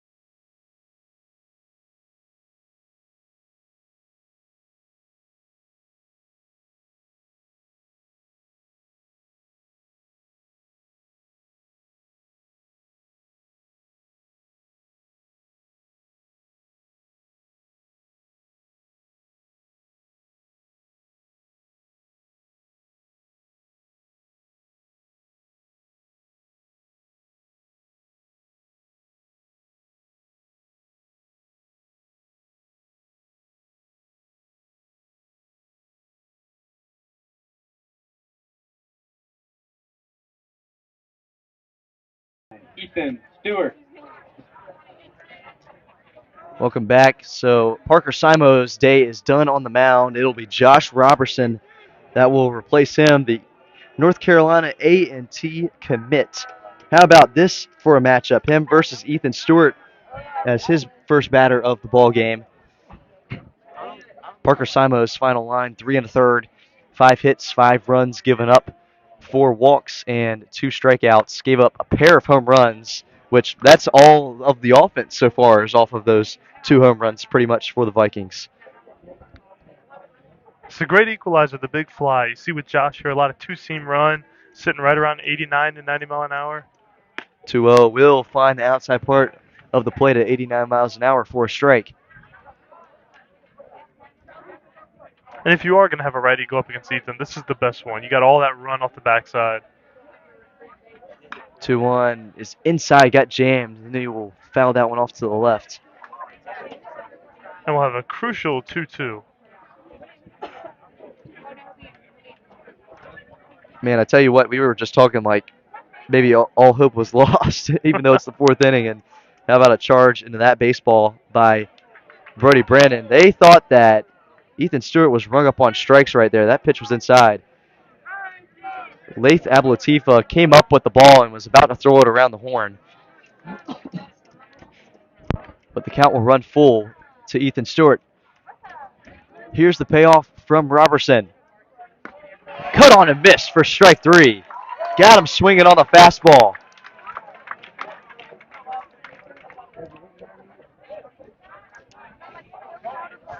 That's a good way to enter the ball game, is getting a strikeout swinging on probably the top hitter on the team. Your man hitting almost 500. But then you have to face the ECU commit, Colton Newbern. He shakes his head at that one. It's ball 1.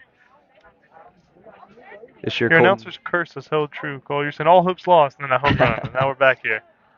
Colton Newbern batting .375 this year. That one Oh, is it's blasted! out into left center field gap, and that one is out of here over the trees. A no-doubter. The Vikings are bringing the pop here tonight in the rivalry matchup versus J.H. Rose. The 3rd home run off the ball game, and it comes off the bat of Colton Newbern. You know, I think there was a pretty famous announcer that said he likes green trees. That's He it. loves green trees. Yes, he does.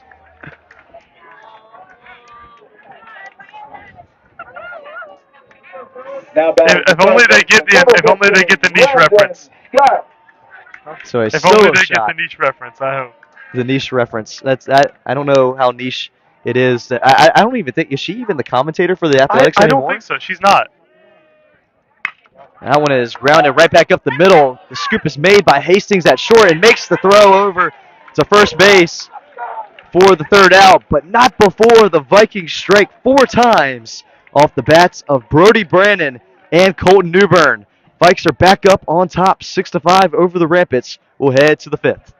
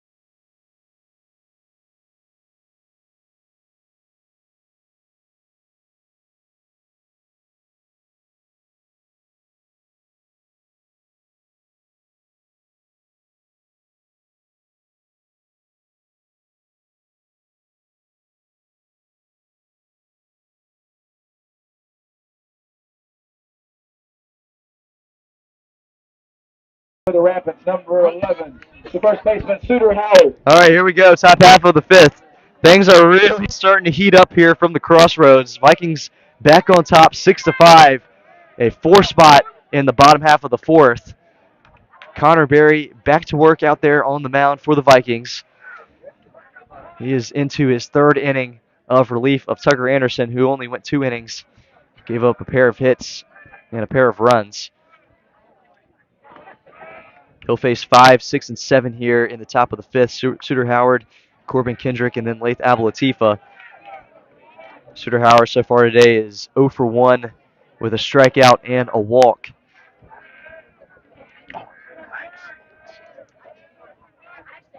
One is just up high.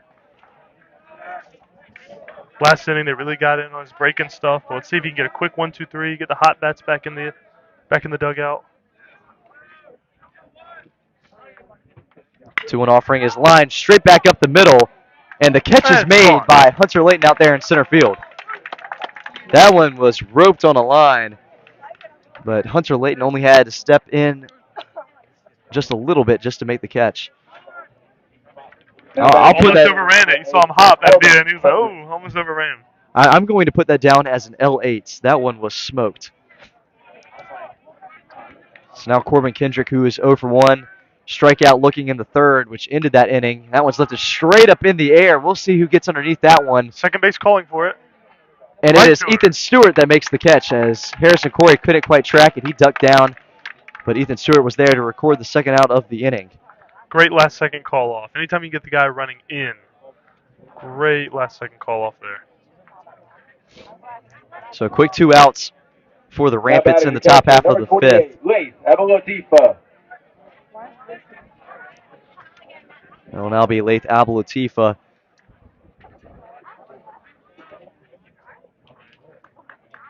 One of the two brothers, the catcher of the variety. There you go. He's 1 for 2 so far today, a ground out and a base hit. And that one will find the zone at 89 miles an hour.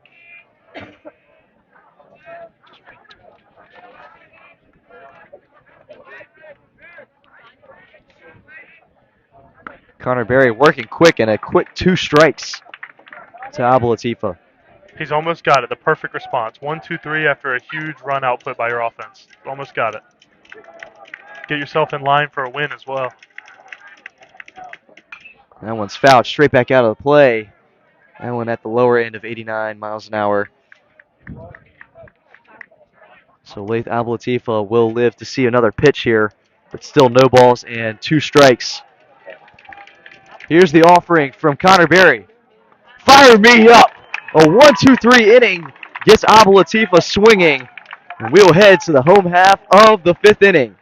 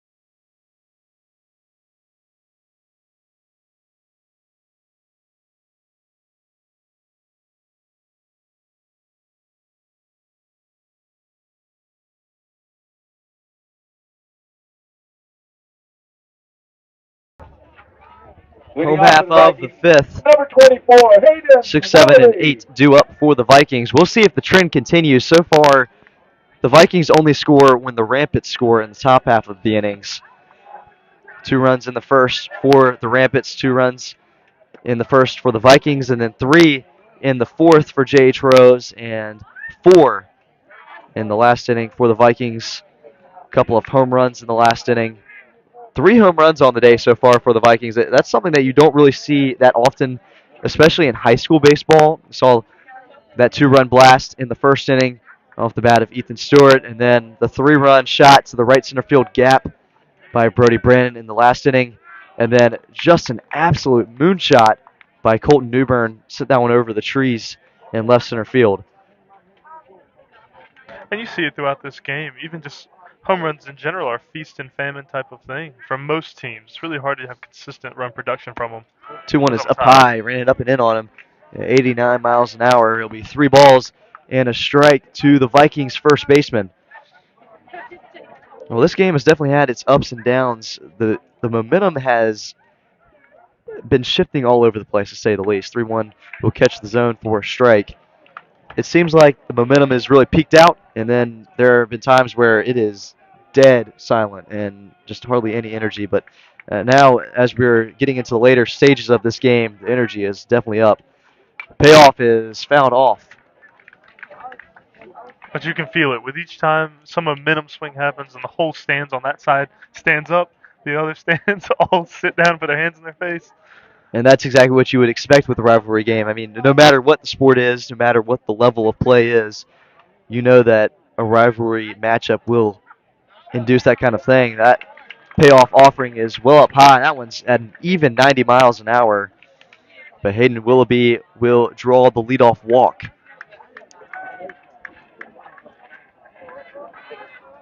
And we will have a runner. Now batting for the Vikings. And that is Cam Gooding. Number 4. That will replace Corey. Hayden Willoughby over at first base. Cam Gooding. Cam Gooding already played 1 game today in JV. But here he is, pinch running. He and Stilley both known for their speed. And we'll see if he can get into scoring position. The infield is playing in. We'll see Haith Ablatifa play in on the grass over there at third base. The rest of the infield is on the dirt, however. So Harrison Corey at the plate. He'll show bunt. Ablatifa will creep in. That one's bunted down the first base line. A good bunt. He will move Gooding over to second. He does his job. Perfect execution on both sides. Our big question will be, with that courtesy runner, will that be a full substitution? No. I don't think so. It'll be a pure courtesy runner. For the Vikings. The left fielder, number 20, Ryan Edwards. I don't think it will. But here is Ryan Edwards, 1 away in the inning, a runner in scoring position for him. He's got 6 RBIs this year. Would love to add to that total. Ground out and a fly out for him so far. That one will roll all the way to the backstop. Pitch that was in. And Laith Ablatifa could not get to that ball. And Gooding will move up 90 feet into prime scoring position to third base.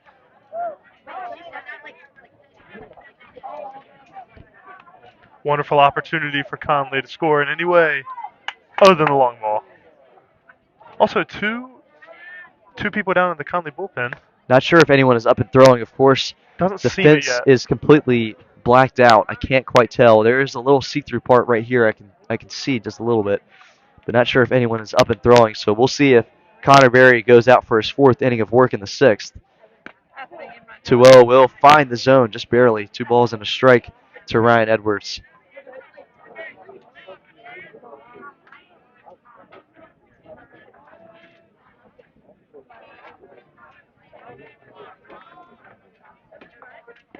Two one in the dirt. 3 balls and a strike, and Robertson is in danger of letting up a 1-out walk.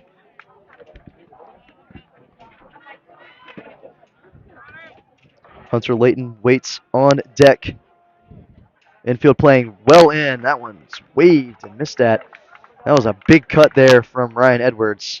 So the count runs full. We'll see.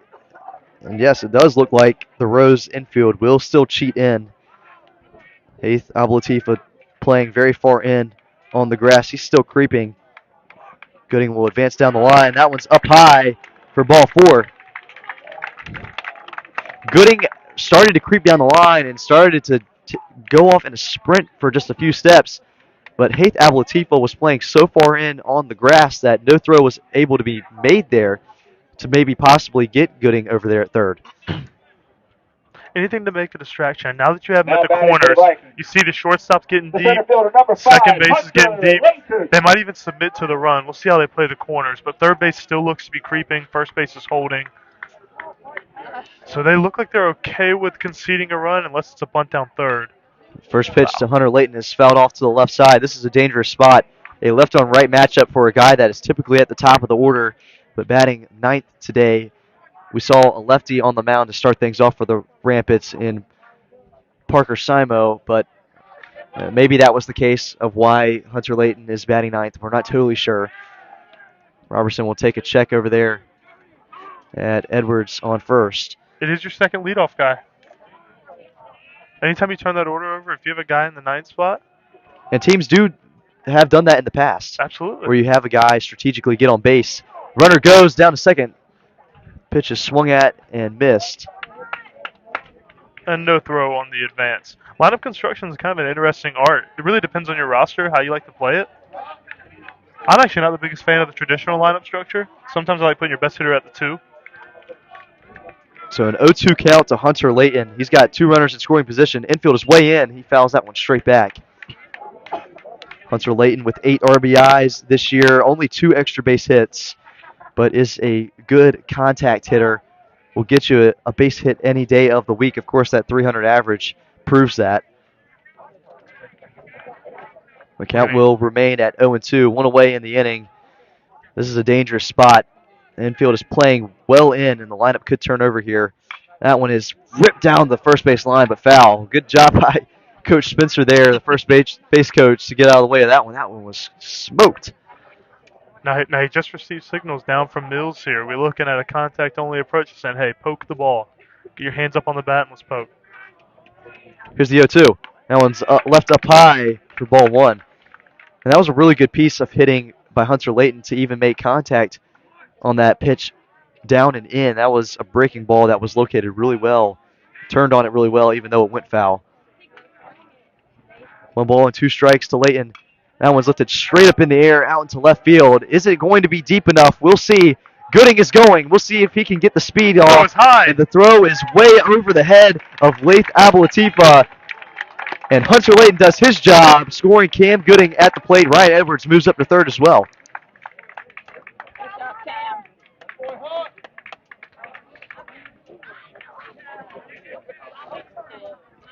Now at the plate. Great piece of hitting. If every out's productive. The shortstop, number 2, Roke Middle. That was a good effort by Corbin Kendrick out there in left field, and that ball was just shallow enough where it made me question really if Cam Gooding was going to run. But, of course, Cam Gooding showed off his speed and scored the run, make it 7-5 in favor of Conley. And the lineup has turned over again for the 4th time today. There's still a runner on third base. It's Rook Niddle at the plate. He's 2 for 3 so far today. A couple of base knocks and a flyout. Ryan Edwards over there at third base here in the bottom of the 5th. Already 1 in on the inning. And we'll see Rook Niddle call time. Brody Brandon waits on the on-deck circle.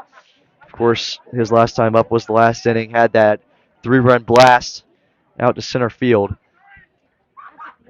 1-0 is in the dirt for ball 2. You might not have been able to see it on the broadcast, but I think he called time because car lights flashed. Oh, right okay. through I center did field. not see that. That's what I caught, and I was like, oh, that's why he's calling time. Car lights kind of just flashed right through center field there. 2-0 is crushed out into right field. The ball is dropped by Luke Tyndall. The ball's going to roll all the way to the wall. Rick Niddle's on his horse. He's going all the way to third. He's got to get down. He slides, and he is out at third base for the 3rd out of the inning.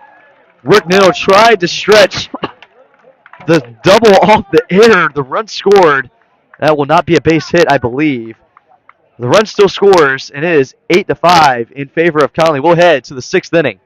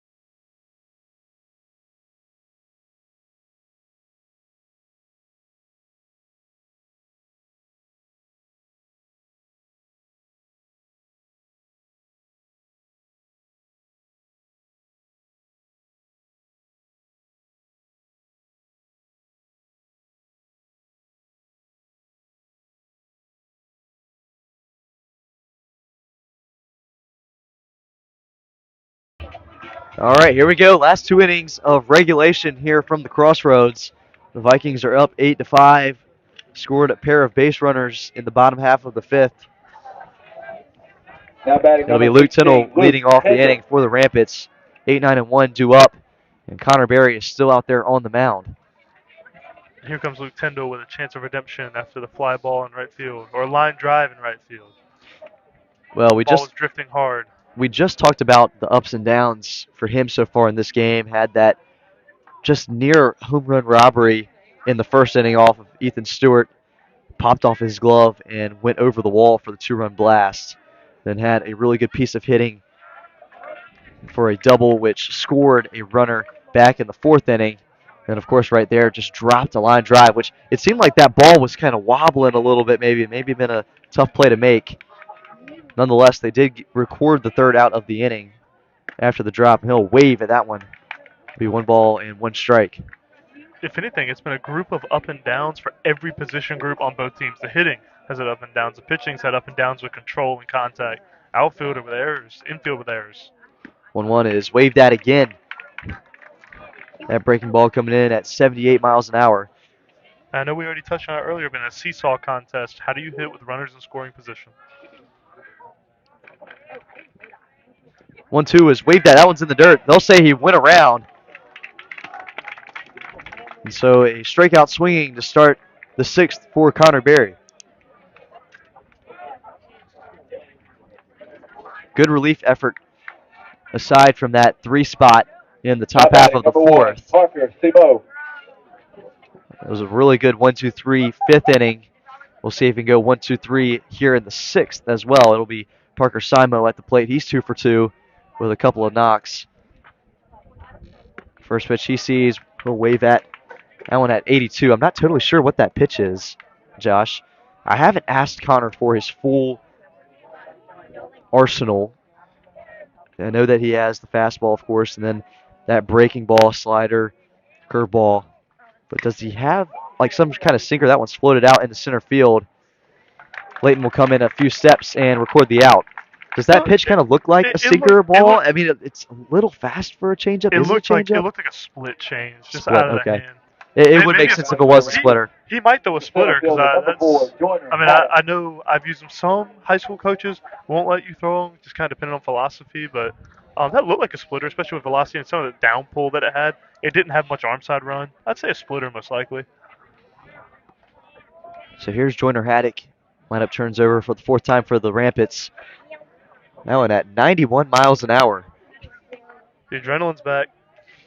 Look at the deeper you go into the outing, you'd expect the velocity to drop off just a little bit, but the exact opposite for Connor Berry is it seems like he's starting to heat up a little bit. That one is grounded to shortstop. Niddle is up with it. He will make the throw. Back-to-back 1-2-3 innings for Connor Berry. How about that for him? Score remains the same, 8-5. We will head to the bottom of the sixth from the Crossroads.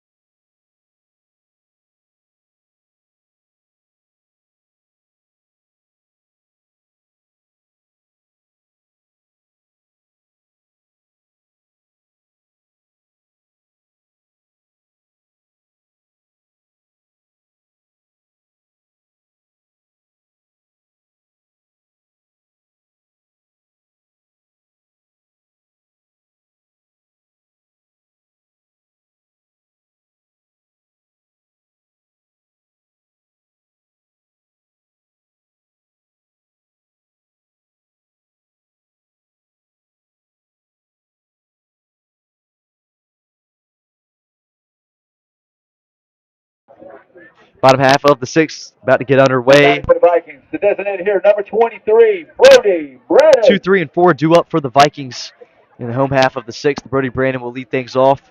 Of course, his last time up, put a charge into a ball and sent it out to center field for a 3-run blast, which would ultimately tie the game. And then Colton Newbern had a solo home run, which untied the game and put the Vikings up 6-5, and then a pair of runs in the fifth to make it 8-5. We have seen another pitching change for the Rampants. Josh Robertson's day is done on the mound. It'll be Joyner Haddock that is replacing him, and a quick 3-ball count to Brody Brandon. 3-0 is in there for a strike. Josh Robertson goes 1 2/3 innings, 1 hit given up, which was the solo home run off the bat of Colton Newbern. Of course, that 1 earned run, 2 walks, and no strikeouts. 3-1 is well inside, almost hit him. That's ball 4, a leadoff walk for Brody Brandon.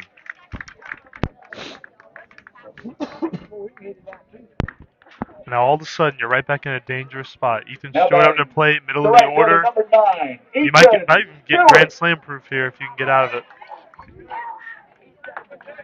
And so it makes me think if they brought in the lefty specifically for this, although, however, Joyner Haddock being the lefty on the mound had to face a righty in Brody Brandon and will have to face a righty in Colton Newbern. But maybe they set up the left-on-left matchup on purpose for Ethan Stewart. Odd strike call there. I was just about to say, after the first time you had to do 5 fastballs, 4 balls, tell Ethan to take the first pitch no matter what. But we got a tough strike call on him to start. He'll check on Brandon over there at first. Well, this Vikings offense has certainly exploded over the last 2 innings.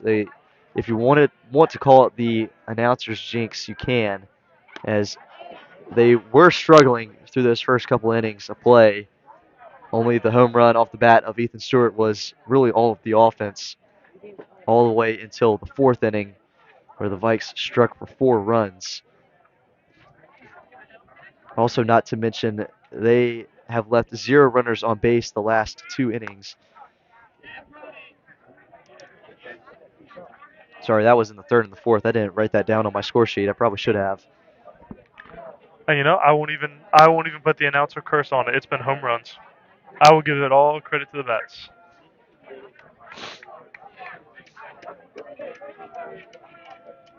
Long stare over to first as the 2-1 comes. That one's Hits going to the hit batter. Ethan Stewart. Had 2 balls and a strike on him and hit him. So now runners on first and second. And here is the cleanup man, Colton Newbern. Now batting for the Vikings, the catcher, number 13, Colton Newbern.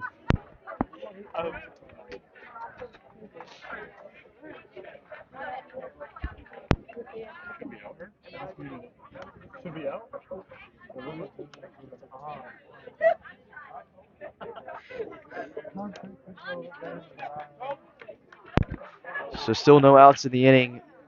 Ethan Stewart at first, Brody Brandon at second. Very dangerous hitter at the plate. Colton Newbern, the East Carolina commit, already has a home run in this game. Put a charge into a ball that went over the trees and left center field. That was definitely in the parking lot for sure. 1 ball and no strikes to him already. That one's well inside. So far, a wild start for our pitcher here. We've seen a couple of balls that have already run in on the Vikings batters, nearly hit them. Of course, the hit by pitch on Ethan Stewart already. Next offering is inside again. And a quick 3-ball, no strike count to Colton Newbern. It's often not talked about on many broadcasts unless you have somebody that's pitched. The feel when you step into a mound and you know what you have and you don't have that day. And that's for a strike. That one will find the top of the zone just at above the belt. So it'll be 3 balls and a strike. Because it's different than when you're warming up in the pen. You step out into the game mound, and that first pitch, you're like, ooh, I don't have that one, or I do have that one. It's an odd feeling. 3-1. Beauty of a breaking ball right there, and the count will run full. That one dropped in at 72. Doesn't matter, though. That one is a strike.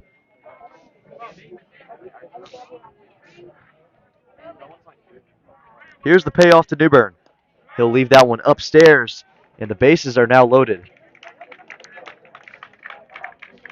All right. Are you telling him to take the first pitch? Well, we'll see. There's a mound visit. I'd say to take the first pitch. I mean, he's a little wild. You have a left-on-left matchup. You want to see what he's going to offer. You want to see how it looks out of his hand, especially with it being left-on-left. Of course, Landon Scott saw Parker Simo with the left-on-left, but then took a break and saw Josh Robertson with the left-on-right, and now he's back to left-on-left. So I'd take the first pitch just to take a look at what it looks like at the plate.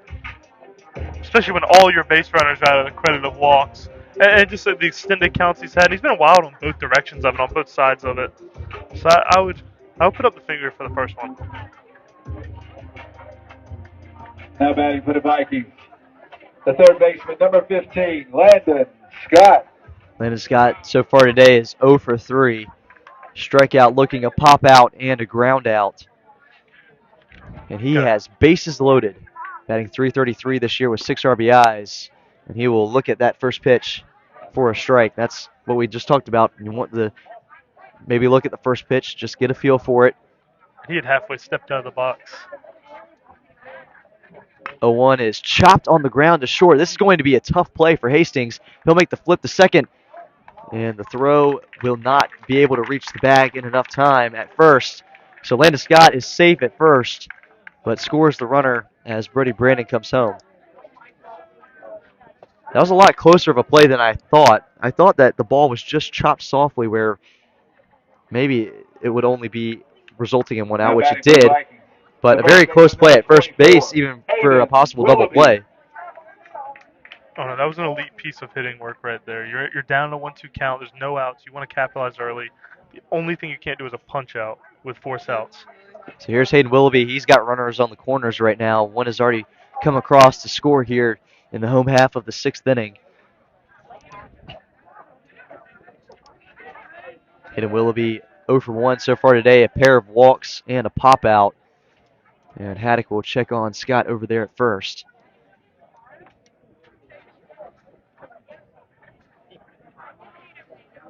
Hayden Willoughby with 15 RBIs on the season.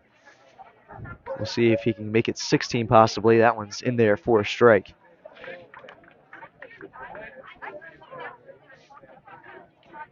Harrison Corey waits in the on-deck circle. He's 0 for 3 so far today, but a really good sacrifice bunt in the 5th. Next one will be low, 2 balls and a strike. You know, I will say you've seen the throwdown strategy, and you have a 4-run lead. You've seen the throwdown strategy of Rose, and they always cut it off. Why are you not sending him here?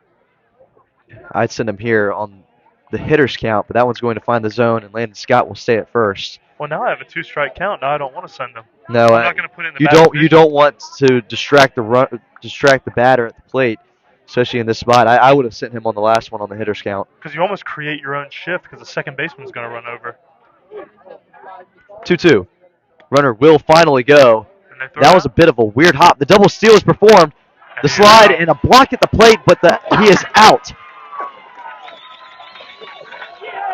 Really good positioning there from Laith Abalatifo behind the plate to get Ethan Stewart out at home. They tried the double steal, and that's going to end the inning. But the Vikes strike again for a little bit of insurance. 9-5 is the score. Last call for the Rampants in the top of the 7th.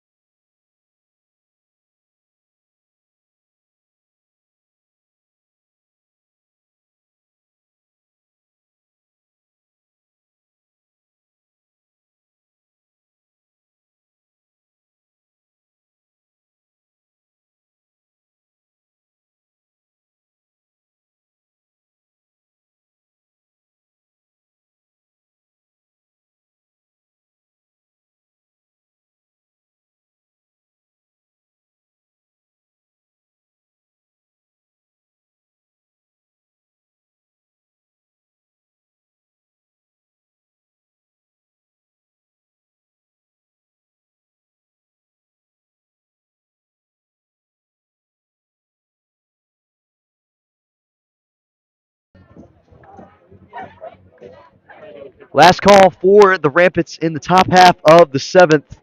Now batting for the Rapids. 9-5 is the Number 12, score. Brady Hastings. Cole Martin and Josh Rochester with you here on a beautiful evening from the Crossroads. The game that started off hot, 2 runs apiece in the first inning, and then a couple of scoreless innings in the middle. And then the bats have really lit up for the Vikings in the 4th, 5th, and 6th innings. Connor Berry still out there on the mound. He is in his 5th inning of relief of Tucker Anderson. He is having to face 2, 3, and 4 in the Rampants lineup. He's working on a 3rd straight 1-2-3 inning possibly. Went 1-2-3 in the 5th, 1-2-3 in the 6th. Has 2 strikeouts between those 2 innings. He's already up 1.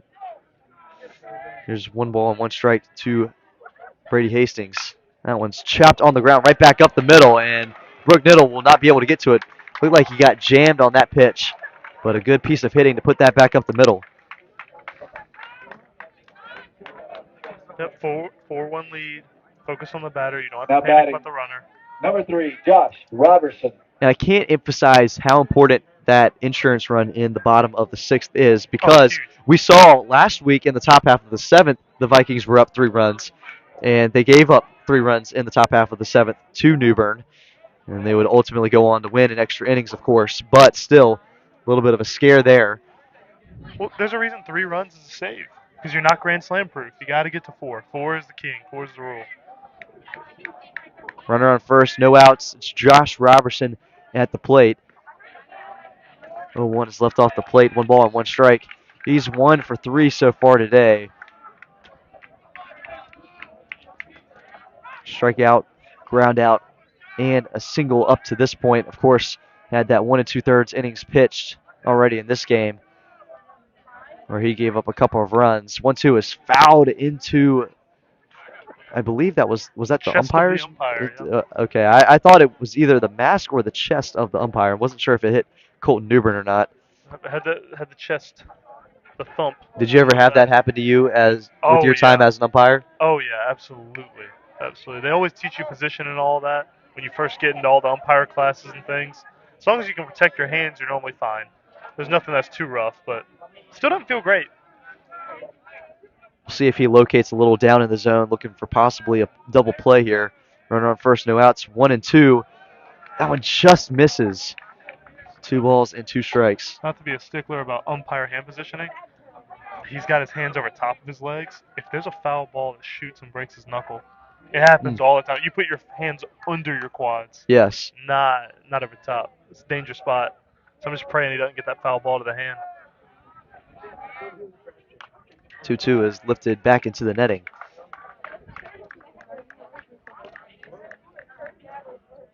Well, I remember my time as a catcher, I was taught, well, this was when I was a kid, you had to put your non-glove hand behind your back. Yeah, yeah. Of course, that doesn't apply the older you get. The same goes for the umpires, I guess. 2-2 is lifted out of play again. Well, you can see Colton still drops his behind his quad when he drops that leg out. Which obviously, when there's no one on base, he'll be a little bit different. I'll probably tuck it behind his quad again, but he's sitting straight. But you got to protect your hand. Now, I'd imagine it depends on the hand location, depending on how you set up. You could be sitting down on your knees. You could be located outside. He's located outside right here. Like what, 2 balls and 2 strikes. That one's out. Where's he sitting at velocity? I saw it. That was 87 miles an hour. 87. The count runs full. I'm curious to see if maybe head coach Jason Mills possibly goes to the pen if he gives up a base runner here. He is standing up right now.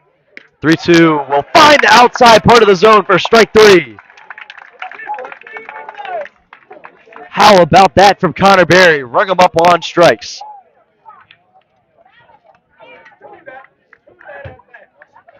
Now batting. Number 17, Hayes. As we hear some disagreement from the fans tonight. Which I will say, borderline. That was very close that was a tough from our angle. So now 1 away, and here is Haith Abou-Latif, the cleanup hitter. He grounds that one to Rook Niddle. 6, 4, 3, not in time. almost ended the ball game right then and there on the double play, but it'll be a force out, and the game will continue on. I'm surprised it was so close for a ball chopped so high. I mean, it hung It up there for a wasn't hit while. very hard. It was grounded a little soft. Now, it did take him to the bag. It took him to second. Now batting number 11, Suter Howard. And here comes Suter to the plate. Last chance for the Rampants. Runner on first, 2 away. Here is Suter Howard. He is 0 for 2 so far today. A strikeout looking, a walk, and a flyout. He will look at strike 1.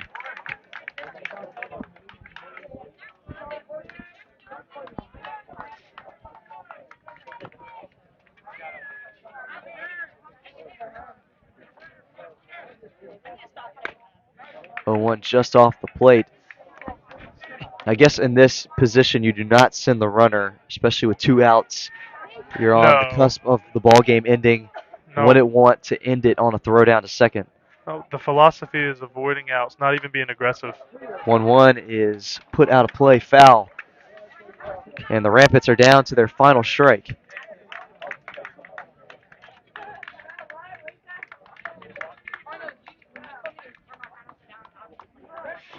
Two away in the inning. Runner on first. Vikes up 9-5 here in the 7th. 1 ball and 2 strikes. Here's the offering from Barry. Just Little low. Man.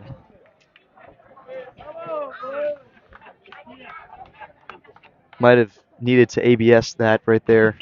Tap his head. So we'll do it again. 2 balls and 2 strikes now.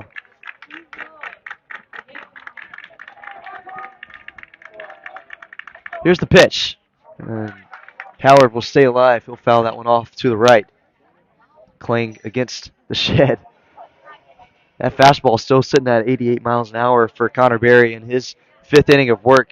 Really, really solid relief appearance, which really you could almost call it a start for Connor Berry as just how short of an outing Tucker Anderson had. And here's the 2-2. That one's grounded to short. Rook Niddles got it, and he will make the flip to Harrison Corey. Steps on the bag at second, and the ball game is over. The Vikes win 9-5 over the Rampants. A big-time win as the Rampants came in as the number 10 team in the state. The Vikes keep on rolling right through conference play as they are 5-0 in the Big Carolina 6A, 7A conference. Do not go anywhere as we will have a live box score read after the break. Once again, do not go anywhere as we will read the box score live. Drive home safely and have a great night.